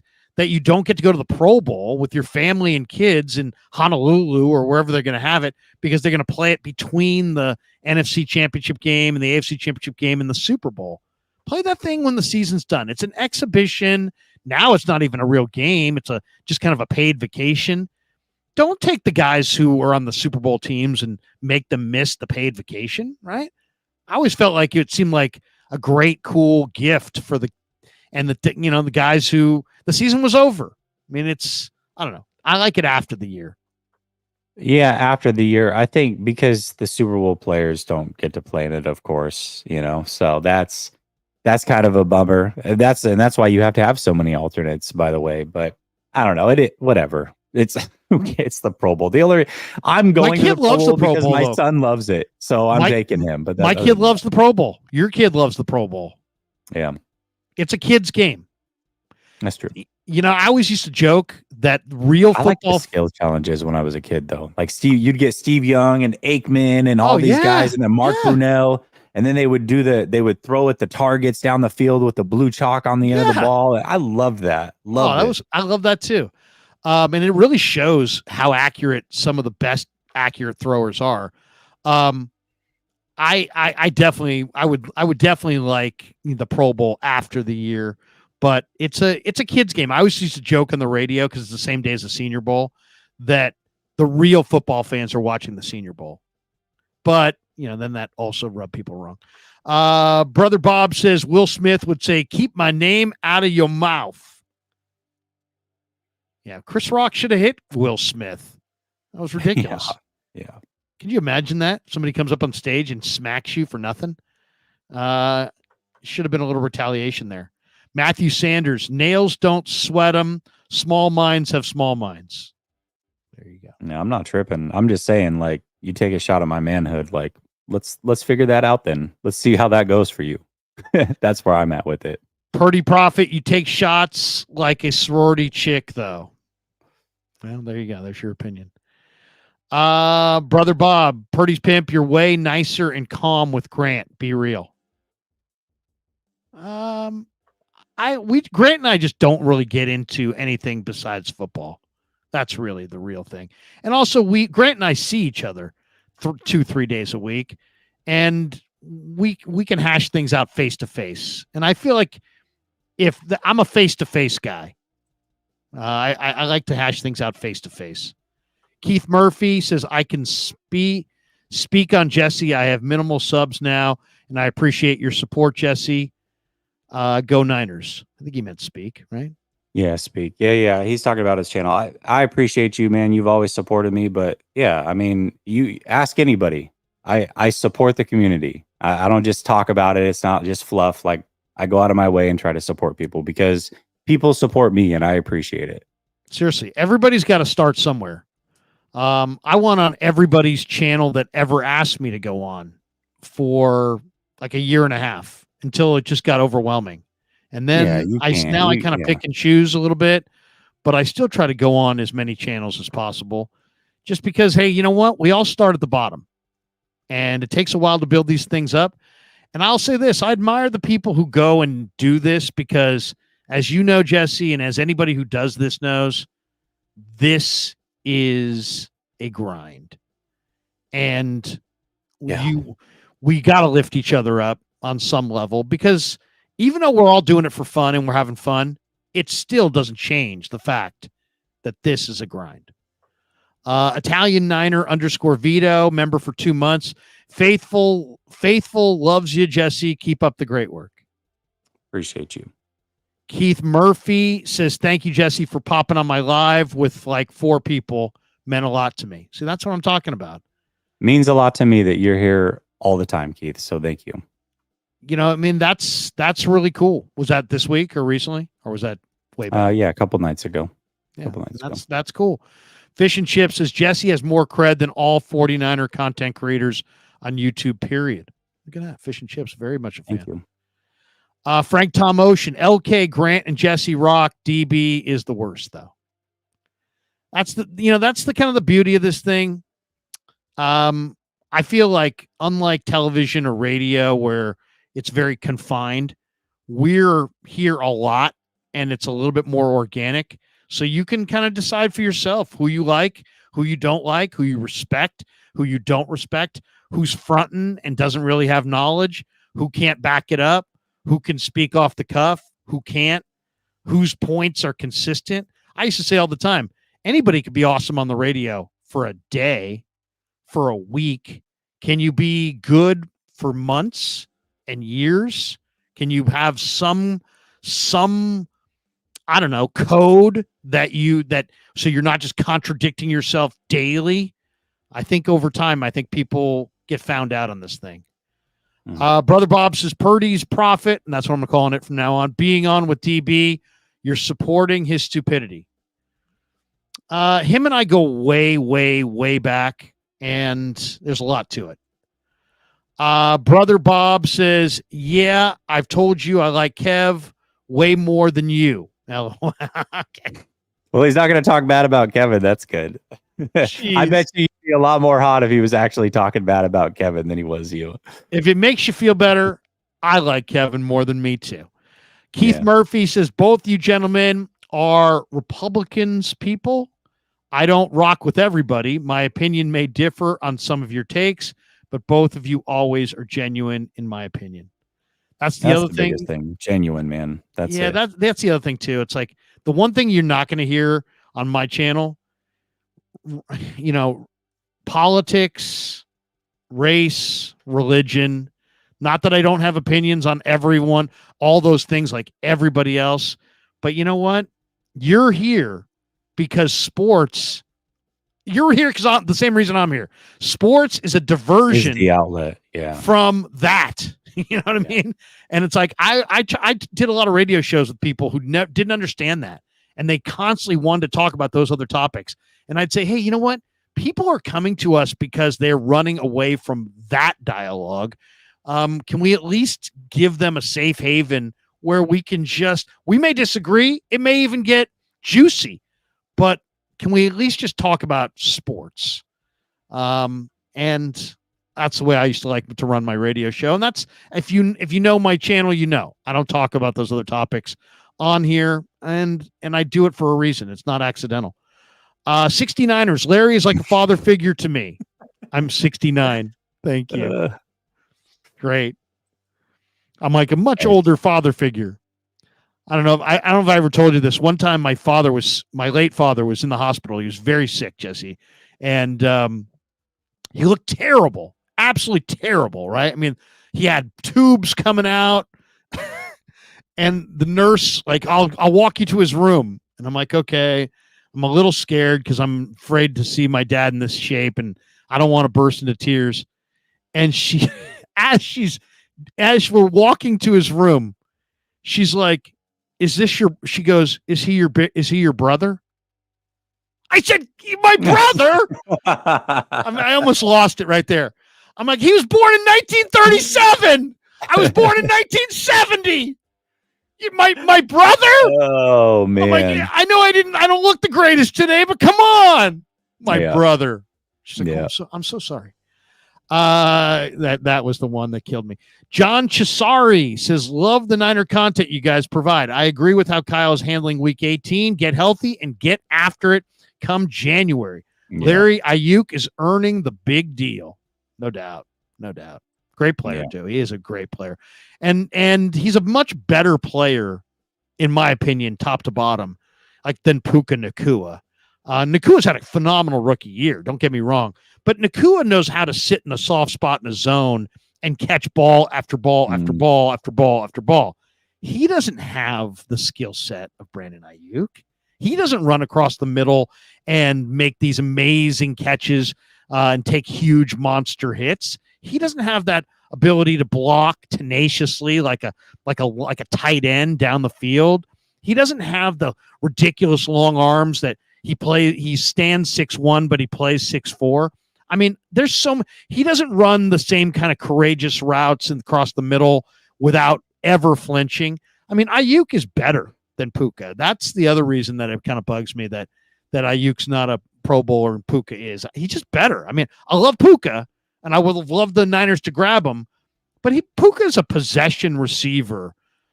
Ayuk is much more than that. I mean, that's how I see it. I don't know how you Yeah, see it. you get like the Welkers and the Edelmans and Cooper Cup. They're good. They're very good. But when people start throwing them in the top 5, it's like, are they really that? I mean, they put up a lot of accumulative numbers, which is awesome. But if you're drafting wide receivers to be your number one guy, are you drafting those guys ahead of, the Devontae Adams, the Jeffersons, the Chases? No, I'm not. So I agree. We got a few more here. Keith the Unbeaten. I miss Farley and Bernie Mac, my faves. Yeah, Bernie Mac gone way too early. I just saw that Mr. 3000 a couple weeks ago. I love Bernie Mac. Green Glass Full. Did you ever see Mr. 3000? Yeah, I did. He gets 3,000 hits, and then they realize that it doesn't have 3,000 hits. He's got to get in shape. He would that one of my favorites. Green Glass Full. Brother Bob is a troll. What is the controversy? It's easy to see how weak and silly pundits like Cohn, etc. are. It's not rocket science. All right, whatever. Everybody's got their opinion. Niner bang. Brock Purdy number one yard in season. Then Garcia. Oh, number one passing yards in a single season over Jeff Garcia. Easy achievement? Question mark. If I would say easy. It would have been broken forever ago. What I will say is I don't think it's an impressive. The stat isn't impressive in today's NFL. It was like the 132nd best season in passing yards, right? And somehow the Niners, who have all these great quarterbacks, they were like 26th as far as their franchise record. But what is impressive is that Purdy did it in year 2, and that this record was there for as long as it was.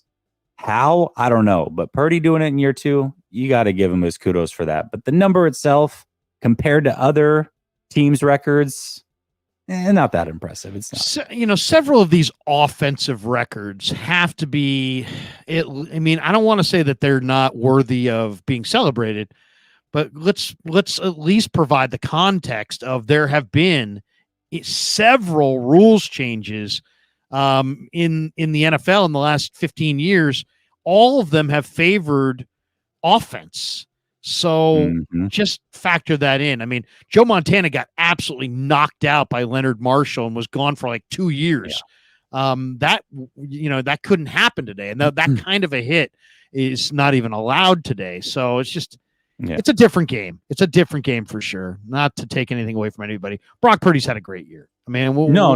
Well, and again, let me be clear. What Brock Purdy doing it in year 2, very impressive for Brock. I'm just saying the fact that record stood for as long as it did is not impressive, because the number overall is not that impressive for a franchise record, is what I'm saying. But for Brock to do it year 2 on the amount of attempts, I mean, come on, man. That's pretty dangerous. God knows they've had some disaster quarterbacks too through the years. Yeah. We've all, suffered through it.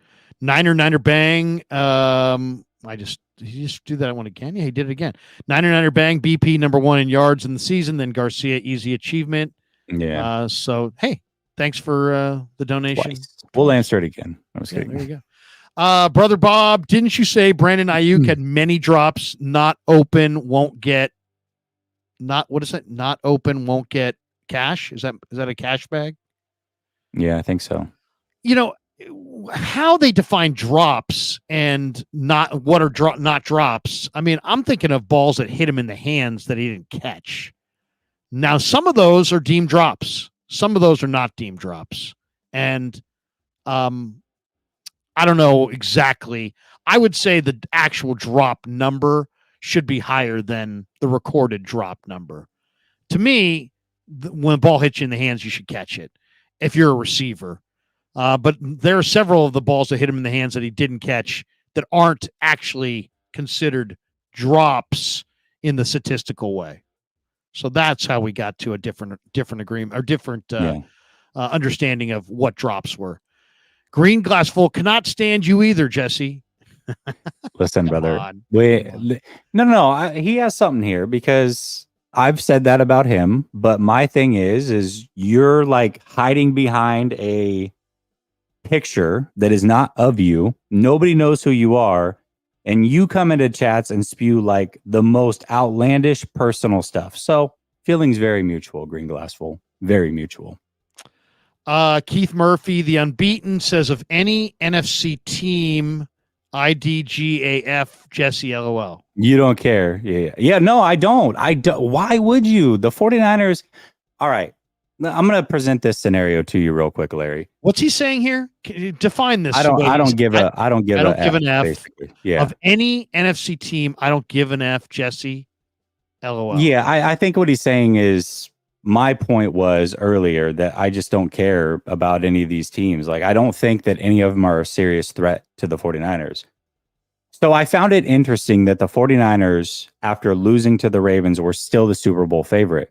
But when I really started to parse it out and think it through, it made a ton of sense, because you look at the path to the Super Bowl, the 49ers should go through the NFC pretty easily. But if I said, hey, the Browns make it to round 2 and they beat the Ravens, be like, yeah, that was an upset, but I don't think you would be overly shocked. You're like, oh, they got a good defense. Joe Flacco's playing out of his mind. It is a division game, third time playing. Last time the Ravens were the number 1 seed and Lamar was the MVP, they got bounced in the first round. Yeah. So you can see them losing, or if Josh Allen got hot or Patrick Mahomes at the right time, you could see them losing. So the path to the Super Bowl, I think, is much more clear for the 49ers, in my opinion. And that's how you can look at the 49ers and say, yeah, they're the favorites, even though they lost to the Ravens a couple weeks ago, because they're more likely to get there just based off of who they're going to play. Who do you think is the toughest team in the NFC for the Niners? Rams, just because. Wow. Think about that. Division game, and Stafford's the only elite quarterback in the NFC, in my opinion. I think I would agree. I think it's the Rams. I thought it was Detroit, but Detroit's like 23rd in the NFL in pass D. Now, if the Lions get Chauncey Gardner-Johnson back, and I think they're going to, maybe they get better there. But I would say Rams too. The Rams can score 30. That's scary, because that means 1 or 2 bad bounces turnover-wise, and they can beat you. They can score 30. Those weapons they have are legit. Kyron's legit. The tight end's legit. The O-line's better than it was. Stafford is really good. Puka and Kupp are unbelievable. Tutu's a burner of the highest order. Rams are scary. If the Rams get a defense, the Rams are going to be the number 1 contender to the Niners in the next few years. They've got about $40 million. They got all their draft picks. I mean, they can get there pretty quick. Yeah. They can. It's scary. People have said, it's Seattle. I don't think so. I think it's the Rams. I think I've got more respect for McVay and less Snead. Fish and Chips, do you agree with JTO about Debo's effort off the ball? Kev sent me the JT O'Sullivan quarterback school, the latest on Purdy, and I haven't gone through it yet. I'm going to go through it later. Is in the latest one? Did you see it? Is he making a point about Debo's effort off the ball? I haven't seen his latest one, but he does often talk about Debo. Yeah, he does. Does he say that his effort off the ball is not good? Yeah, I think that it's kind of a known thing. I mean, there are times that you can point to where he does show a lot of effort and does block well, but he talked about it. He even said his effort off the ball wasn't great. And then Shanahan addressed it this year. So it's not like this unknown thing. I mean, the team has talked about it openly, even this season. So it is one of those things that he's got to improve in. That's where I think Ayuk separates. Both are great in their own right, but Ayuk is tenacious. I mean, Debo breaks a long one. Ayuk is always blocking for him. CMC breaks a long one. Ayuk is always blocking for him. I can't say the same for Ayuk. If Ayuk breaks a long one, I'm saying, If Ayuk breaks a long one, the Debo is not necessarily the one that's opening the floodgates. I'm not saying it doesn't ever happen, but most of the time he's not the catalyst that's blocking deep downfield. And, that can be a little disappointing when you look at BA, give all the effort in the world the way that he does. But on the flip side, Debo also plays a bit of running back. And how much of a toll does that take on your body? How many car crashes can you get in a game? How you have to kind of decide, all right, well, when I get the ball, I play a physical brand. I really can only get into 10 car crashes a game. I can't be blocking downfield every single time either. I just don't have it in me. So it is a give and take. Shanahan describes CMC as the best player he's ever seen away from the ball, without the ball in his hands. So I wonder if he's celebrating that as a motivator to Debo to, hey, be like that. But I will say this. I really feel like if the Niners got into a big playoff game, you win, you move on, you lose, you go home, the Super Bowl, I think the receivers on the Niners block for the backs, and I think the backs on the Niners block for the receivers. I haven't seen a blatant, nothing like what George Pickens did the other day where he jumped out of the way and he looked like he had total disdain for blocking. Debo's got the bulk and the ability to do it. Is he as passionate about it as Ayuk and CMC? I would probably say no, but I'd have to watch more film to actually sit there and say definitively. And I haven't studied that, but I will sometimes watch. too. I will start He doesn't watching more carry for that. He doesn't carry out his fakes sometimes, is really where JTO I've seen in the past talk about it, where you kind of get those orbit screens or potential orbit screens, and he's kind of jogging through it knowing he's not going to get the ball, and so the defense doesn't key on him the way that they maybe could if he would sell it a little better. So I think that's some of the stuff he's talking about as well. Beats and Meats says, I saw a stat that said teams who had the first round bye and rested their quarterback on the last game of the regular season, of those teams, only 3 reached the Super Bowl and only 1 team won the Super Bowl, the Chiefs against the Niners. That is interesting. But I wonder how many times it's happened though too. That's the other can't part. be a big number. It can't be a big number, but that is interesting. I have no problem. I have no problem with the Niners' decision to do that. John Sorry says, boy, I don't care who the 49ers play. If they're healthy, nobody in the NFC holds a candle to the 49ers. Whip ass, take names, win the Super Bowl. I agree. I kind of agree with that too. I think Beats and Meat says it's happened 8 times, so they've won the Super Bowl once. So then I'll say on the flip side, out of the 57 Super Bowls that have been played, you've got maybe 2 or 3 that have been won by backup quarterbacks. So that's the risk, right? You can't lose Purdy and expect Sam Darnold to come in and win a Super Bowl. You really need him if you're going to try to win one. So, you just got to figure it out. Shanahan's reasoning is solid. He played well in Jacksonville after. To me, the other thing with Purdy is I thought the best arm strength that Purdy showed this year was in the Jacksonville game. And if that's that extra arm strength to a guy that has arm strength that's not at the top of the tier, maybe matters. And I would like to see him with increased arm strength. I also think Brock Purdy's such a studious, devoted player, and he's so about football that he's not going to slack off during this time. And so what you're really just protecting him from are the hits. And he's such a kind of a wannabe tough guy. And I'm not saying he's not tough, but he's a smaller bodied guy that you're almost protecting him from himself. He's willing to take hits that he shouldn't be willing to take. I mean, he took a few in this Commanders game. Remember that one that he threw out of bounds on the sidelines in the first half? He took a hit there. He got thrown to the ground and took a hit. And he took that hit just for what? For no reason at all. So he's the kind of guy that takes more hits than he probably should take just because he's... just to clear it up, too, because, you got to be in the locker room. What you meant was he is a tough guy, but he's got a small frame, and so you do have to protect him from himself. Yeah, he's not... I don't know about durability. He's like more willing to take on hits than he probably should. Let's just say that. 69ers, that's a lot of the 49ers, though, really. Yeah. Oh, Kittle. I mean, look at Kittle. Kittle took that terrible hit in the Ravens game to the hammy, and he went out for one play. He's like, I'm back in. That's their culture. Yeah. 69er says, what was the moment you fell in love with football? Ooh, for me, it's hard to say, but I would say I watched the first Super Bowl I ever watched was Super Bowl 11, Raiders beating the Vikings, and I think it was Jack Tatum or or George Atkinson blowing up Sammy White in the middle of the field. That was a great moment. But I would probably say Super Bowl 13 when the Cowboys beat the Steelers 35-31, or when the Steelers beat the Cowboys 35-31.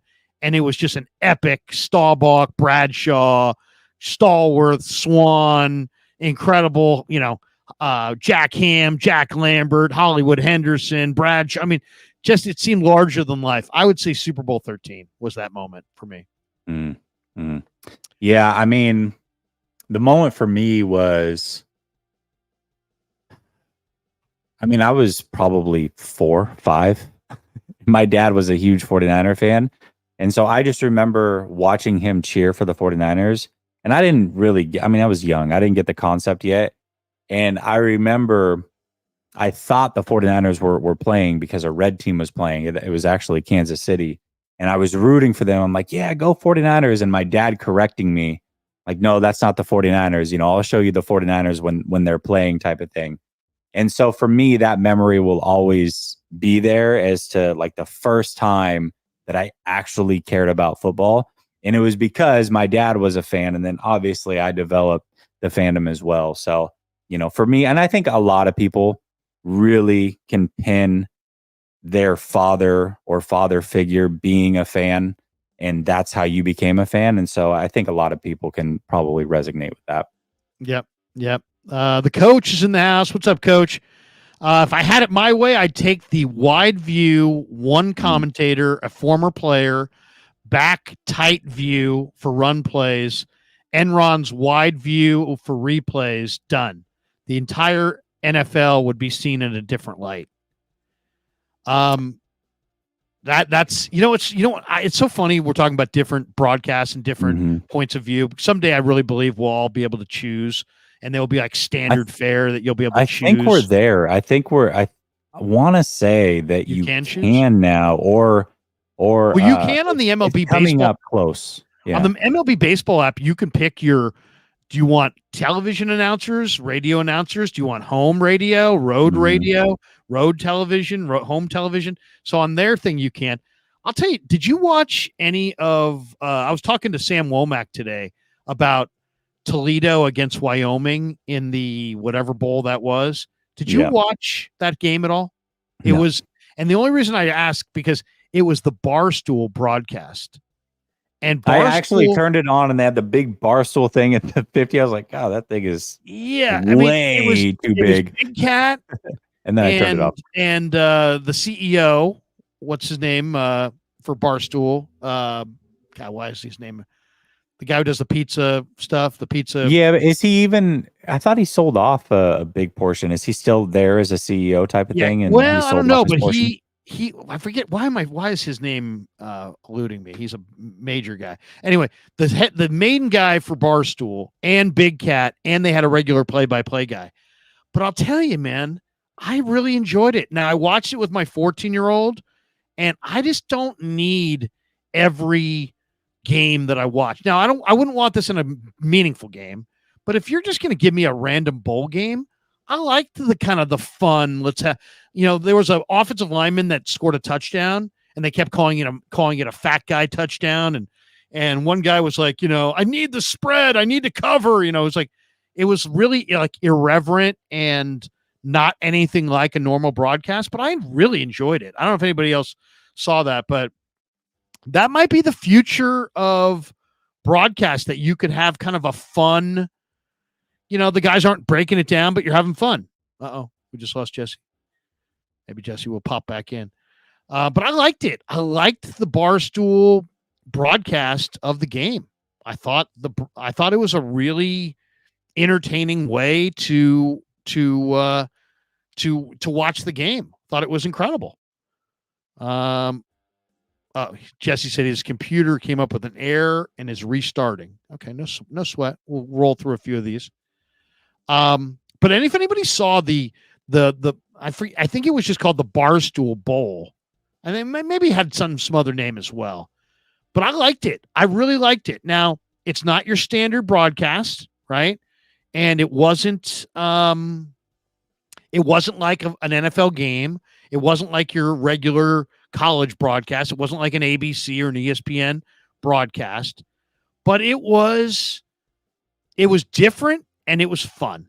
I liked it. Now, as long as I don't really care that much about the game, that makes it easier. So a bowl game between Toledo and Wyoming is a perfect spot for it.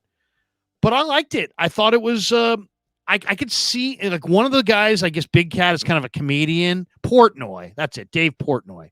So it's Portnoy, Big Cat, and a regular play-by-play guy.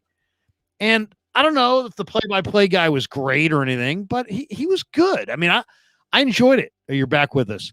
I was just saying that it was like air and then just shut down. I've never seen that. Really? It's something that's happened a couple times to me. But I was just saying I wouldn't want that for like a big game, but for just like having fun in a bowl game, I think there's room for, it's like, to me, it opened my eyes to be like, you know what? This could be the future where you could pick football broadcasters or you could pick like a comedian. I mean, Big Cat's kind of a comedian. Portnoy is the executive. He was having fun. Portnoy, there you go. Dave Portnoy. And then the play-by-play guy was a play-by-play guy, but it wasn't, they were just, I don't know. It was different. It was like an alternative broadcast. But you know what? We have the Manning. Do you watch the Monday night game with the Manning cast? I don't. Vish does. Vish says he watches it. I'm pretty sure it's Vish that told me he watches only them when the games are on Monday, which is interesting. I never have. I mean, it's kind of more like a hang than a broadcast. Yeah, I'll give you that, but it's still, I liked it. I really enjoyed it. Keith Murphy, the unbeaten, says Philly is Fugazi. Agree. Yeah. Green Glass Full. What dough is Jesse's favorite? I don't even understand the question. I don't know. What's that even about? I have no idea. I have no idea. JSOTR 33. Is this the year the 49ers get their sixth? Oh my God, it better be. It better be. Come on. I hope so. God, I hope so. If it isn't this year, it's going to be a rough off season. It's going to be a rough off season. Would you agree everything is aligned for them? I mean, you got home field, you got a quarterback, you're going to have rest. The tackling and the run D, I think, is tied to the rest. The NFC's not big time. So it's like there's a very good chance they're going to get to the bowl. If they don't get to the bowl, I'm going to be really, really disappointed. If they get to the bowl and lose it, I'm going to be really disappointed, but lesser because there's some really damn good teams in the AFC. If they lose to the Browns, that's going to bug me too. Come on, it's the Browns. They haven't. It's got to happen this year. It's got to happen this year, man. Please it really let it be does. this year. Yeah. Brother Bob Nails, I respect you. Get that money. Here's another $2. Thanks, bro. There you go. Brother Bob, once upon a time, you respected me. Can we get to that? Can we get to that point again? Is it possible? Daz says TV coverage is so good now that really it's only the atmosphere you miss. It will never change, but I wish the NFL had less ads and less stoppages. One of the main criticisms from foreigners. That's the other thing. In the Super Bowl, you get those commercials, and that's kind of a little bit a part of our culture and like everything. There's something to be said for that. I love going to the game, but to be honest, I always feel like when I'm doing post-game shows, I don't know how you feel about this. When I'm at the game, I sometimes have to get important data from people who were not at the game and who were watching on TV. That seems backwards to me. Yeah. Yeah, I mean, you guys are pretty high up though in the booth too. Like you got to pull out the binoculars and do the whole. Yeah, that's rough. That's rough. And I got to say too, when I'm at games, it's hard for me to kind of remember the flow of the game, and it's why. Well, on top of you want to get a video out quick, but it's why I'll do a short video from the stadium. It's like I can't intelligently break down what I just saw because you got the crowd cheering and you're high-fiving and you're doing the fan thing, which is very different. When you're at home, it's like, okay, you're in the comfort of your home, you're writing things down or tweeting them out so they kind of stay in your memory banks. But when you're there, it's like you see it the one time, that's it. you got the drunk guy next to you spilling beer, you're high-fiving him, and that's the way it goes. So it's just a different atmosphere. It is different. It's different. Salvador Brybieska. Hopefully I didn't butcher that too bad, Salvador. He says, weeks like this is why the NFL needs to expand rosters and have B teams. Both teams have playoff spots. Imagine B team players elevated filling in for guys. How about this? When you clinch, eliminate all the rules about practice squad promotion. Like the Niners should be able to empty their practice squad. There's 16 guys. They should be able to take 16 guys and put them in the game if they want in week 18 if they've clinched. I know the NFL doesn't like that, but I feel strongly about that. I would say, yeah, the more the merrier. The more the merrier. I would love it if they had bigger practice squads and it was a little bit more of a developmental league. Green glass full. Everyone knows Will Smith is gay. Duh. I told you, dude's a weirdo. Come on. You're weird, bro. You're so weird. Like, show your face to people. You're so strange. Come on. I'm sorry, dude. God bless you, but you are, wow. Brother Bob, yeah, I support you, Nails. You should still slap mofos. I'm not slapping nobody. 69ers. If you Niners win, if you Niners win, knocks on woods, will you cry? Wow. I can't piece that together. Oh, he's basically saying if the Niners win, will you cry? No, not at 40. Now, when I was a kid, I remember, I think it was the 90. Was it the 90 NFC Championship they lost to the Giants? I don't know that I've ever cried over a sporting event, period.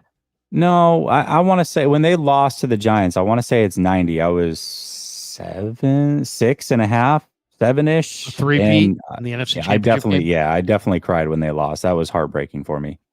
That was heartbreaking.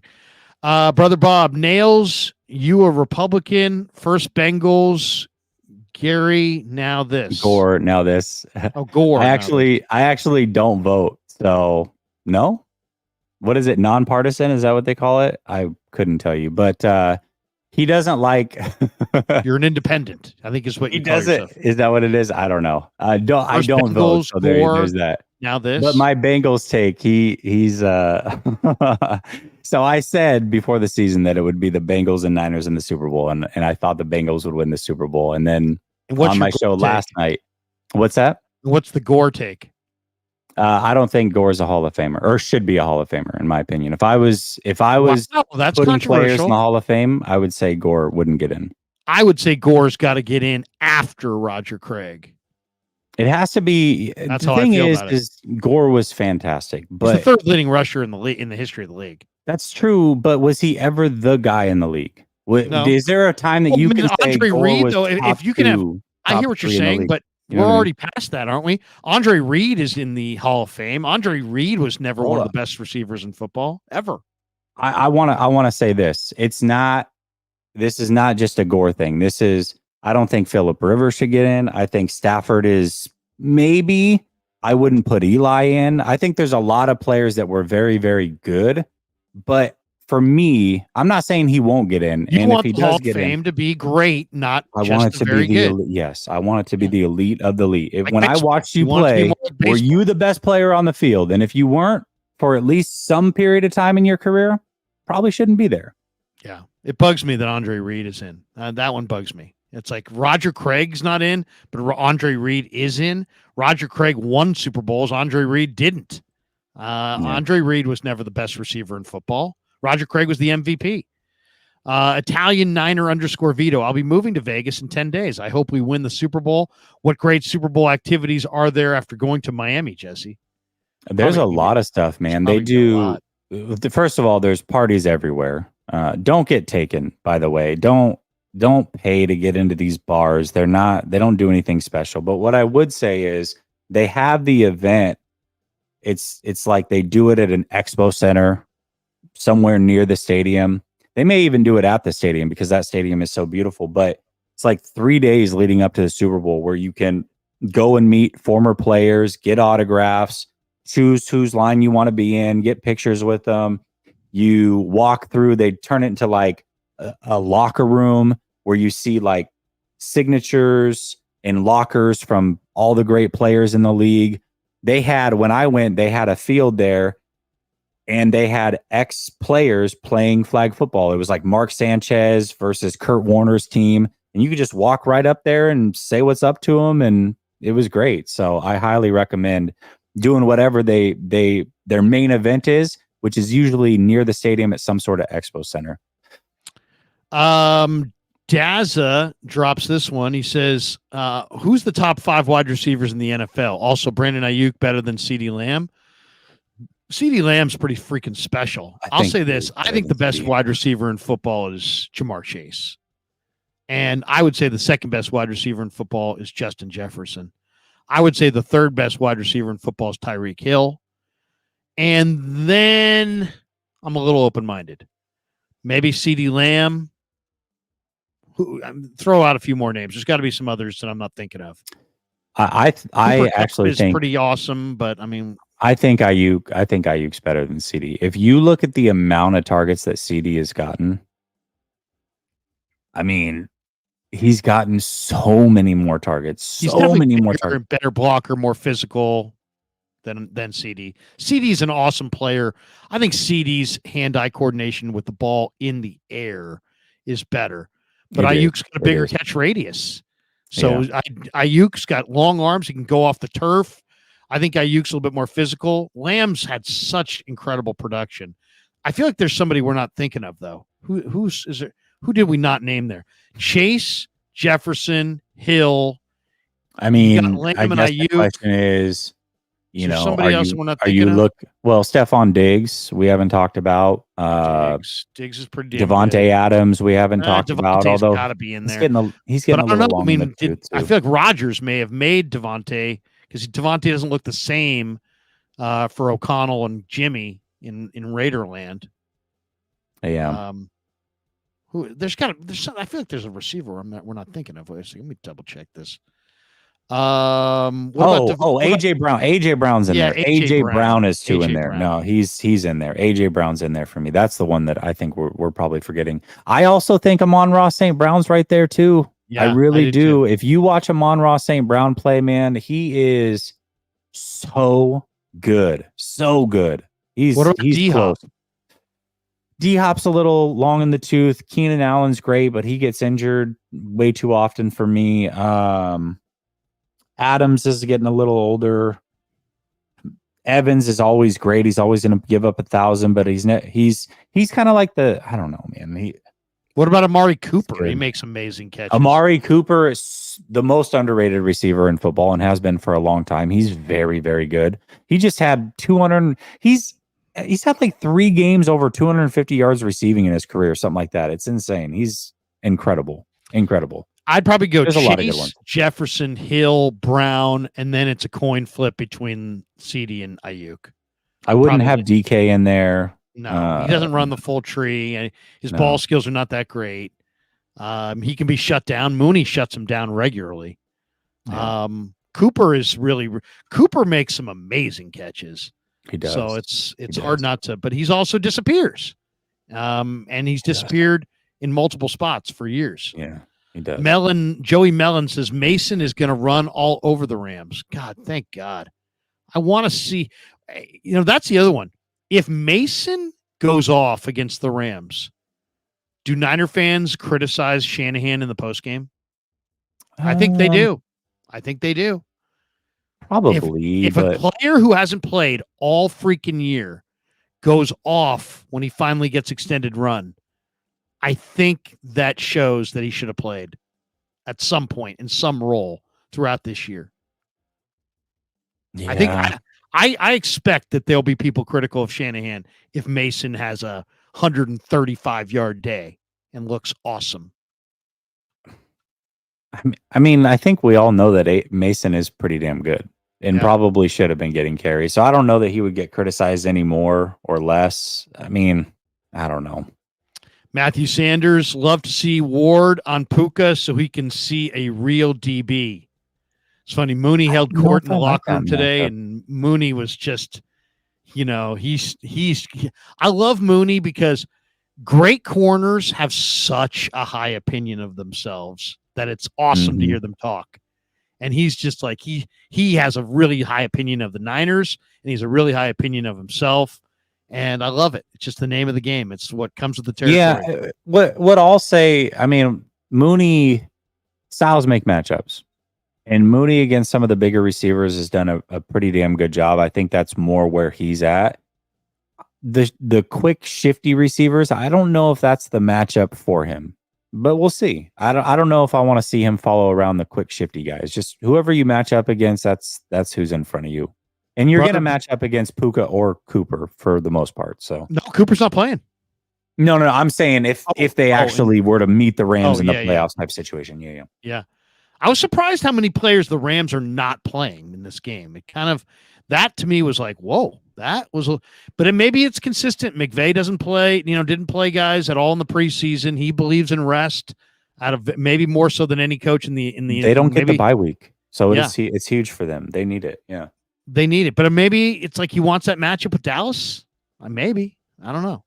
Brother Bob says, I'm almost at LAX and Purdy's prophet still yapping, hogging the mic. Thank you. I'm talking a lot too. No. He's talking about this. I'm way behind on these. He's talking about when I was going off when we got into the debate. Green Glass Full says, this is hilarious. The dorky nerd PC football world. Okay. Niner bang. In the run heavy Niner scheme, only elite efficiency can give 4,000 plus yards. Give Brock his flowers. That stat has been there for so long for a reason. Run heavy now. Oh, okay. Oh, go back real quick. I want to let me make sure I take that one in. Give Brock. Yeah. I did. I thought I gave him his flowers. Like I said, here's my point. I think people have. Here's my point. Both have really. Brock.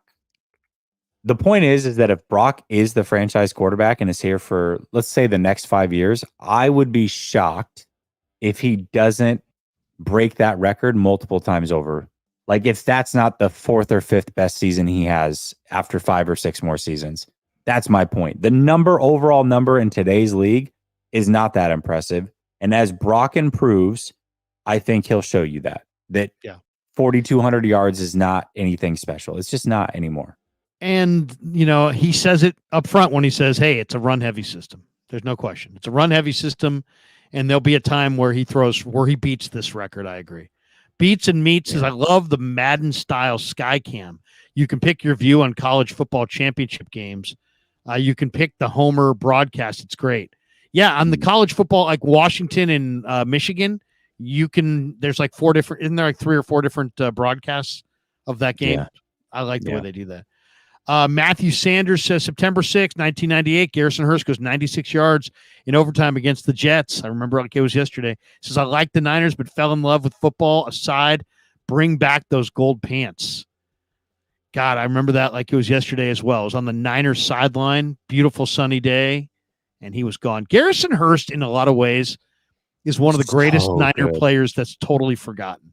If he didn't get injured against the Falcons, I really think that they could win that Super Bowl. I really believe that in my heart. That one hurt when he got hurt against the Falcons, and they ended up upsetting the vaunted Vikings, who were 15-1 or whatever, and Anderson hadn't missed a kick all year. I really believe in that run, that 96-yard run. We talk about wide receivers blocking. Go watch that one again. T.O.'s down the field getting dirty.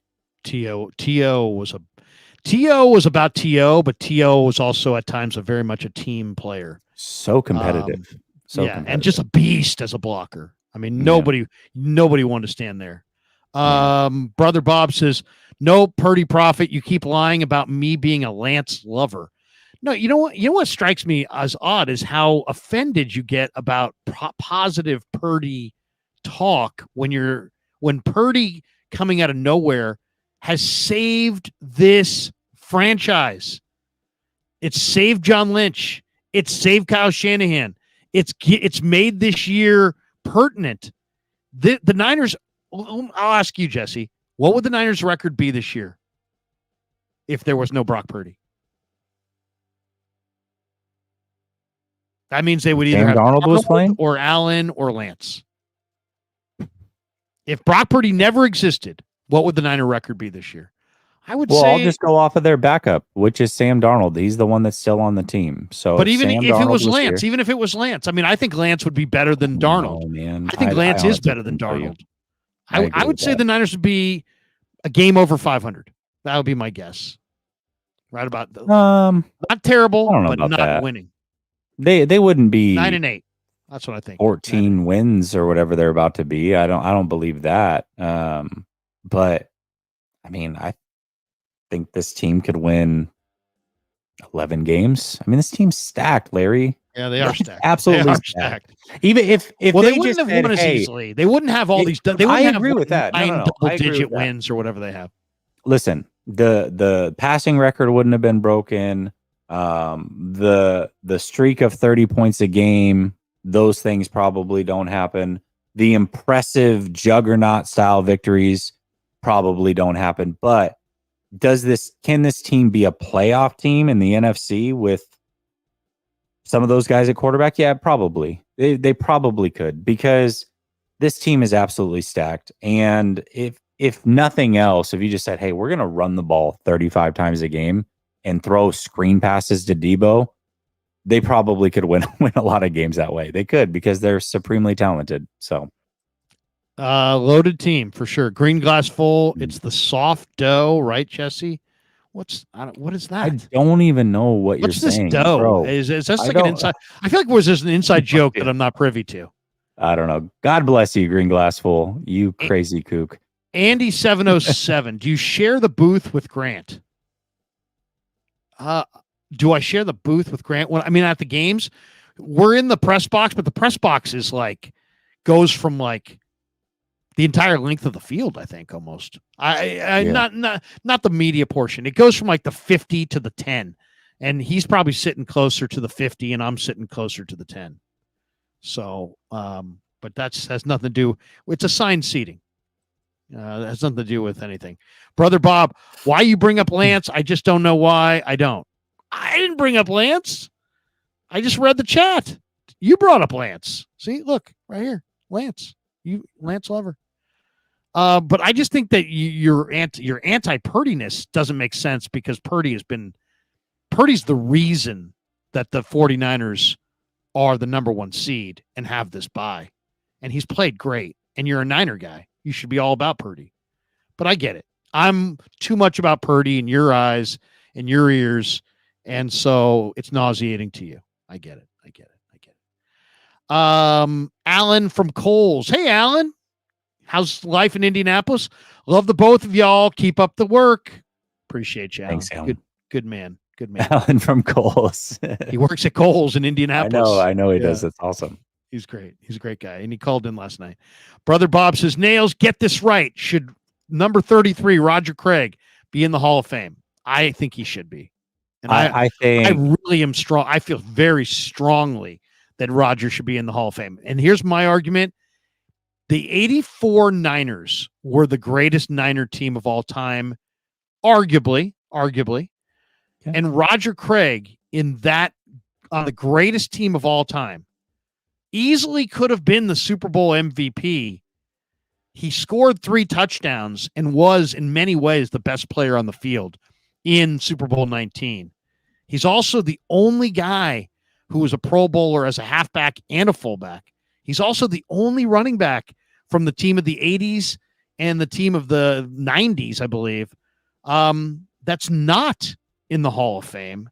He was the original 1,000 before McCaffrey, before Marshall Faulk. Roger Craig also, people think that, he was a product of Jerry Rice. Playing with Jerry Rice actually hurt Roger Craig's numbers, because Jerry needed the ball and Roger was the easygoing team guy. And so it was easy for the Niners to feed Jerry and put his numbers in the stratosphere, because they knew Roger was all about the W. And that's great. And it made the Niners go at that time, but it also deflated Roger's football cards numbers. Roger was a great, great player, and should have been a Hall of Famer by now. And if Bill Walsh were alive, he would have made it his personal, agenda to make sure Roger was in. He would have talked him up constantly, and Bill carried enough weight that Roger would be in if Bill were alive. I sincerely believe that. I've talked to Guy McIntyre and other longstanding 49ers about this. We're all in agreement. And hopefully Roger will get in, but his numbers are borderline, and I think there's a reason for that. Because you hardly ever see a football locker room, Jesse, where the running back had 150 yards and the receivers had 150 yards. Usually it's one or the other. And there were a lot of times where they kept feeding Jerry, and they easily could have fed Roger if Jerry wasn't there. So that's all I'm saying. Yeah, I mean, I'll say short answer, no. No, I'm totally joking. I just knew Brother Bob would break a blood vessel if I said it. If you're gonna make a case between him and Gore, I definitely would go Craig over Gore, and because he was arguably the best player in the league for a year or two, best running back in the league, I should say. Yeah, and 87, 88, he was awesome. He did something unique. He being the first 1,000, that he brought something to the league that the league had not seen before. So yeah, absolutely. I would make a case for Roger Craig before I would Frank Gore for sure. Andy 707, I'm going to the divisional game. Can't wait. Andy, have fun. Yeah. Have fun. Can't wait to see that game as well. Matthew I'll Rowley. be at the NFC Championship. So anybody that's going to be there, come say what's up. You're going to be at the NFC Championship? I'll be at the NFC Championship. Yeah. You're coming to town for that. I'll be there. Yep. Look at that. Oh, you coming solo? Or are you bringing the kid? I'm coming solo. So wow. Matthew Rowley. I got it. Well, I'm coming with a buddy. I'm meeting a friend there, but yeah. But you're not bringing the family. No. Matthew Rowley says, I'm deathly afraid we're making a mistake not playing Purdy in week 18. Young said 2 weeks is too long and too hard to transition back into games. Yeah. We talked about it earlier. I think we both made the case point. as to why we're not that worried about Purdy. And two reasons really is what we came up with. One is you're talking about somebody who really didn't have much of an offseason and hit the ground running. That was super impressive. Why can't he do it again after a couple weeks off and playing a whole season? And reason number two is they're really a team that can knock you off even if you're not on your A game. I don't know if that team exists in the NFC. We'll see.